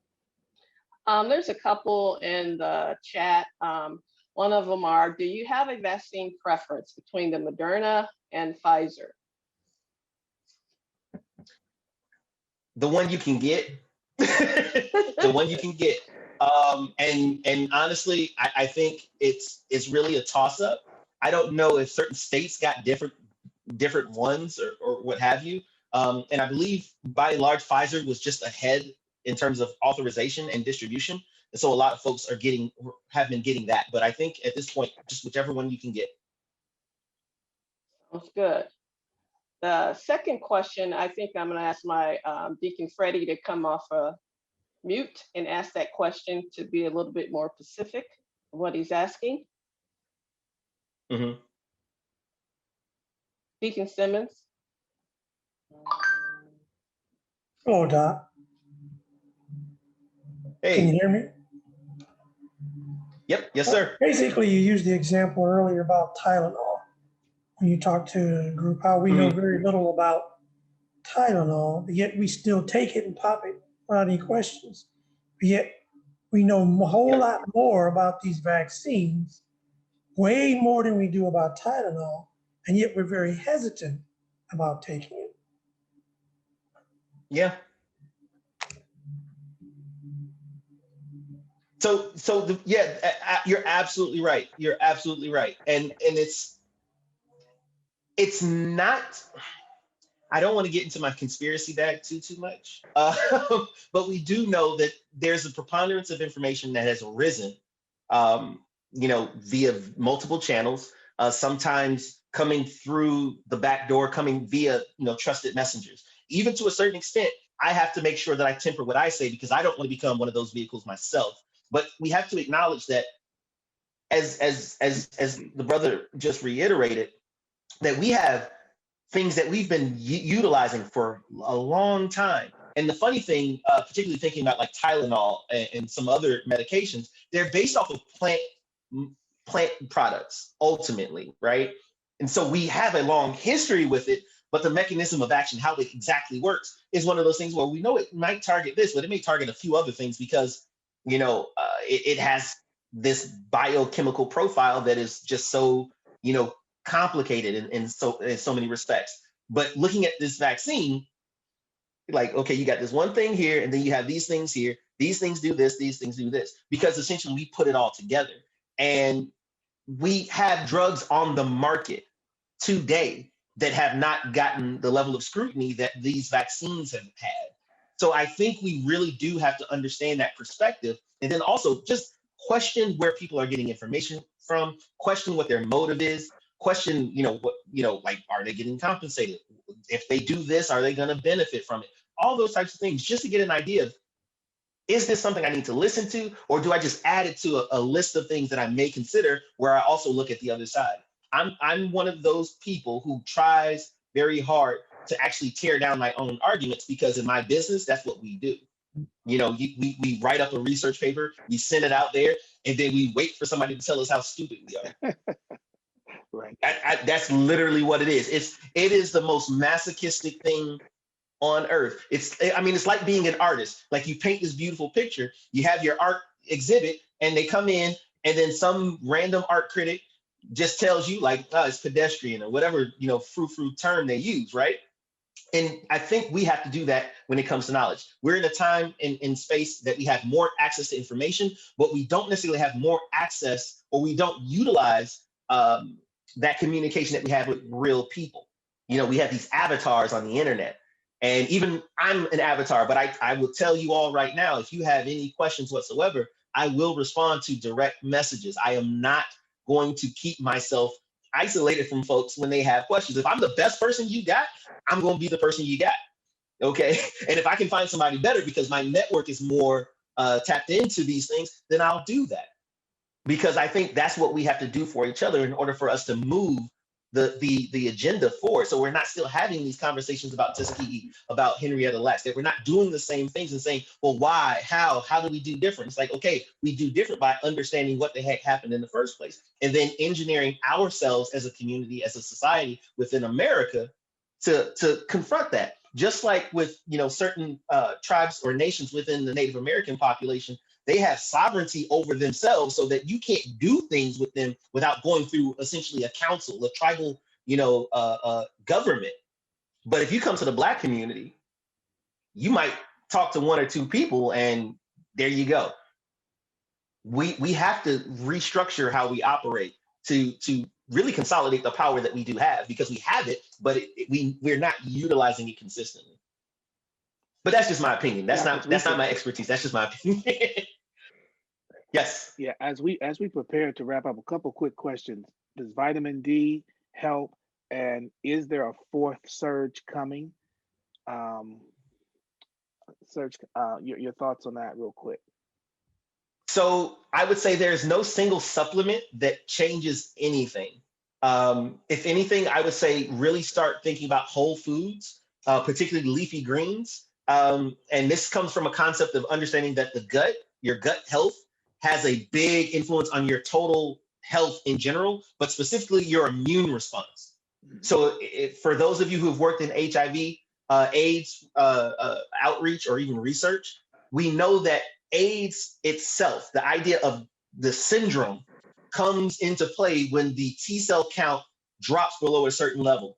That is very much so tied to the mucosal immune system, all of those tissues within the gut, your intestine, essentially, when they no longer have T cell reserves, because they've been fighting constantly trying to keep the body from dying due to other infections. So if you want to really, kind of keep that immune system in check, you want to keep the bacteria that live there, keep them happy, because when they're happy, they feed the immune cells and the other cells, and basically it's just like a big cornucopia of interactions between different cells, the cells that live within you, and then the body cells. And then in terms of another surge, there are some predictions. Absolutely. And so I would tell anybody, do not get complacent because things are trending down, because most of the time, especially with SARS viruses, outbreaks, they do tend to have a certain cyclical nature. They do tend to spring back up. So we want to make sure that we basically keep our foot on the gas in terms of doing all the things that we've been doing, and allowing the vaccinations to really get rolled out, and do everything we can to advocate for folks within our communities who haven't been able to get access to vaccines, because we know there are people that fall under certain categories that are still not being able to get them. There are certain community vaccination sites that have not been able to get the vaccines themselves. We need to keep pressuring these folks, calling them out when they're not doing what they say they're going to do, and by and large, just basically brace for the storm and hope that it never shows up, as opposed to thinking that things are going to be okay. All right, great.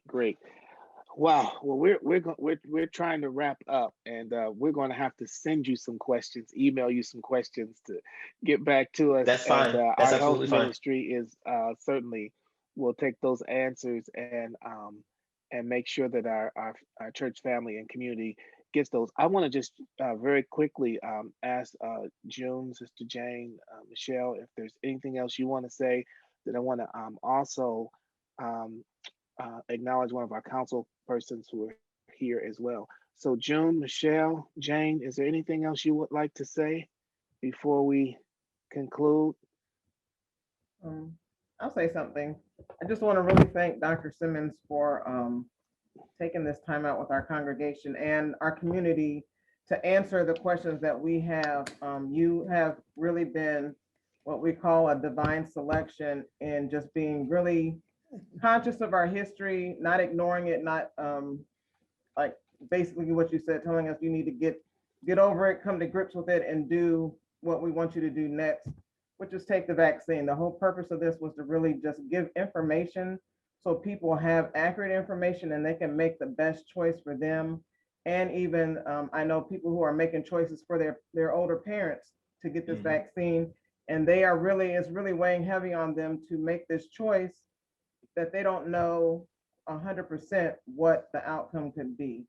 There's other people we've talked to that are just really scared. So we just hope that this information really helps them to be more informed, to make a better decision for themselves and their loved ones. So I really appreciate you taking this time out, because I will ask you questions all night, but I am getting text messages that we need to wrap it up. So disappointed, but I'm gonna turn it over to Michelle or Jane.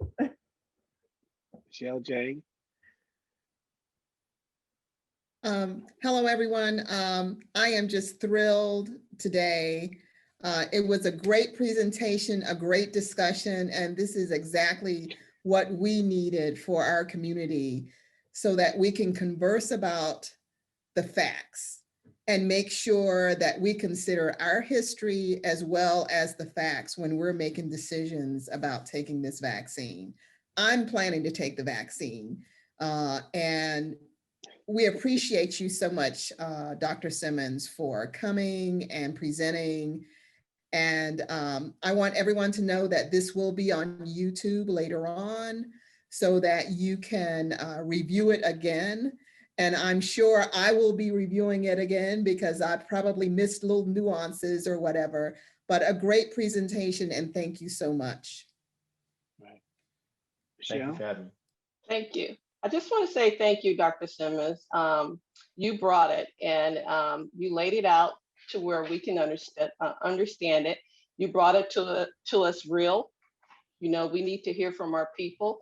I think the goal was to educate and embrace, and I think you did both of that. So I'm really looking forward to staying in touch and sending you some more questions. I really appreciate your time. Thank you so much. Great, So thank great. you. I want to just take a moment and acknowledge our councilwoman who is on with us, Councilwoman Veronica Sims, who has been on Zoom since around 5 o'clock, probably today. She hosted a citywide discussion prior to this on racism as a public health issue, and COVID came up as a part of that particular discussion. Some of us were a part of that Zoom, and we're listening to that. Councilwoman Sims, I just want to express on behalf of Mount Calvary our appreciation to you for always asking those questions and bringing up those uncomfortable issues that need to be discussed. I can only imagine some of the hits that you take as a result of doing what you do. And Calvary, if you don't know, she really does represent the community in ways that are not seen. But I do want you to know, if I put my preacher's hat on for a minute, your labor is not in vain in the Lord, okay? Amen. Amen. So can you just say good evening, and then we're So good evening, and Dr. Simmons, I'm gonna call you the king of analogies, okay? I think you're the perfect combination of visual effects, energy, knowledge, and humor. I mean, because that's really what it takes a lot of. And you are right. As a community, we have to continue to advocate for, one of the things we talk about a lot is equity. We know right now there's issues around limited vaccines, but knowing that, we still have to look at it through a lens of equity and look at the data and say, what's driving the data? And we know how we've been disproportionately affected. So yeah, I appreciate you. I thought, you kept me awake for 2 extra hours. That good. a talker and I like it. So I think it's one of the things I tell our constituents all the time: education is power. We have to be careful sometimes too about this echo chamber that says, Henrietta Lacks, that says, Tuskegee Institute, that says, massive sterilization. That does not mean that people don't want it. They have questions. So I thank you today for answering some of those questions, because information is power. And I'm glad to know that this is recorded and people can see it. It was wonderful. So thank you. And thank you. Thank you. Thank you again for being with us. Yes.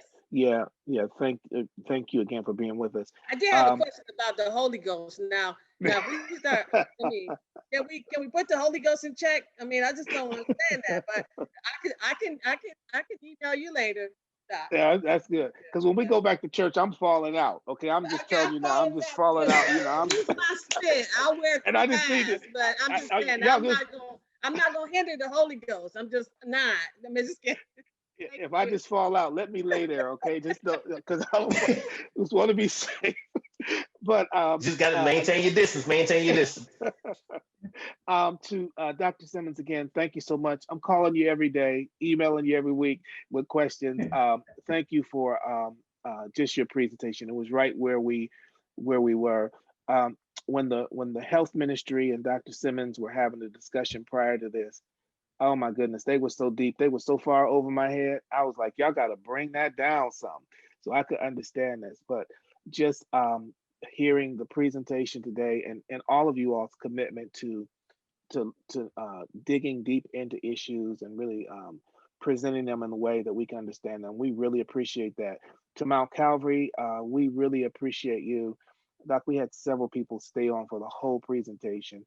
I love being a part of a church that loves information, that loves to grow, that loves to learn, and will participate in these types of learning opportunities. So God bless you, church family. Love you and appreciate you so much. Let's close with a word of prayer. And this again has helped us so much. And I want to thank everybody, even those who are behind the scenes, who helped make this happen. Let's pray together. Father, for the information that we received tonight, we're so grateful. For the inspiration that we feel as a result of that knowledge, we are thankful. Now we pray that you will lead us in the way that we should go as we make decisions based upon what we received on tonight. Give us wisdom. Again, give us guidance. Continue to protect Dr. Simmons as he goes forth in various communities, sharing this accurate information. And we pray that his words will be life-changing to those who hear them. May your grace and mercy be with us all. We are grateful and we thank you for it. It's in the name of Christ we pray. Amen. Amen. God bless you all. You all are wonderful. Amen. Thank you. Thank you, Dr. Simmons. Thank you so much for having me. Amen. Thank you, Dr. Great Simmons. presentation.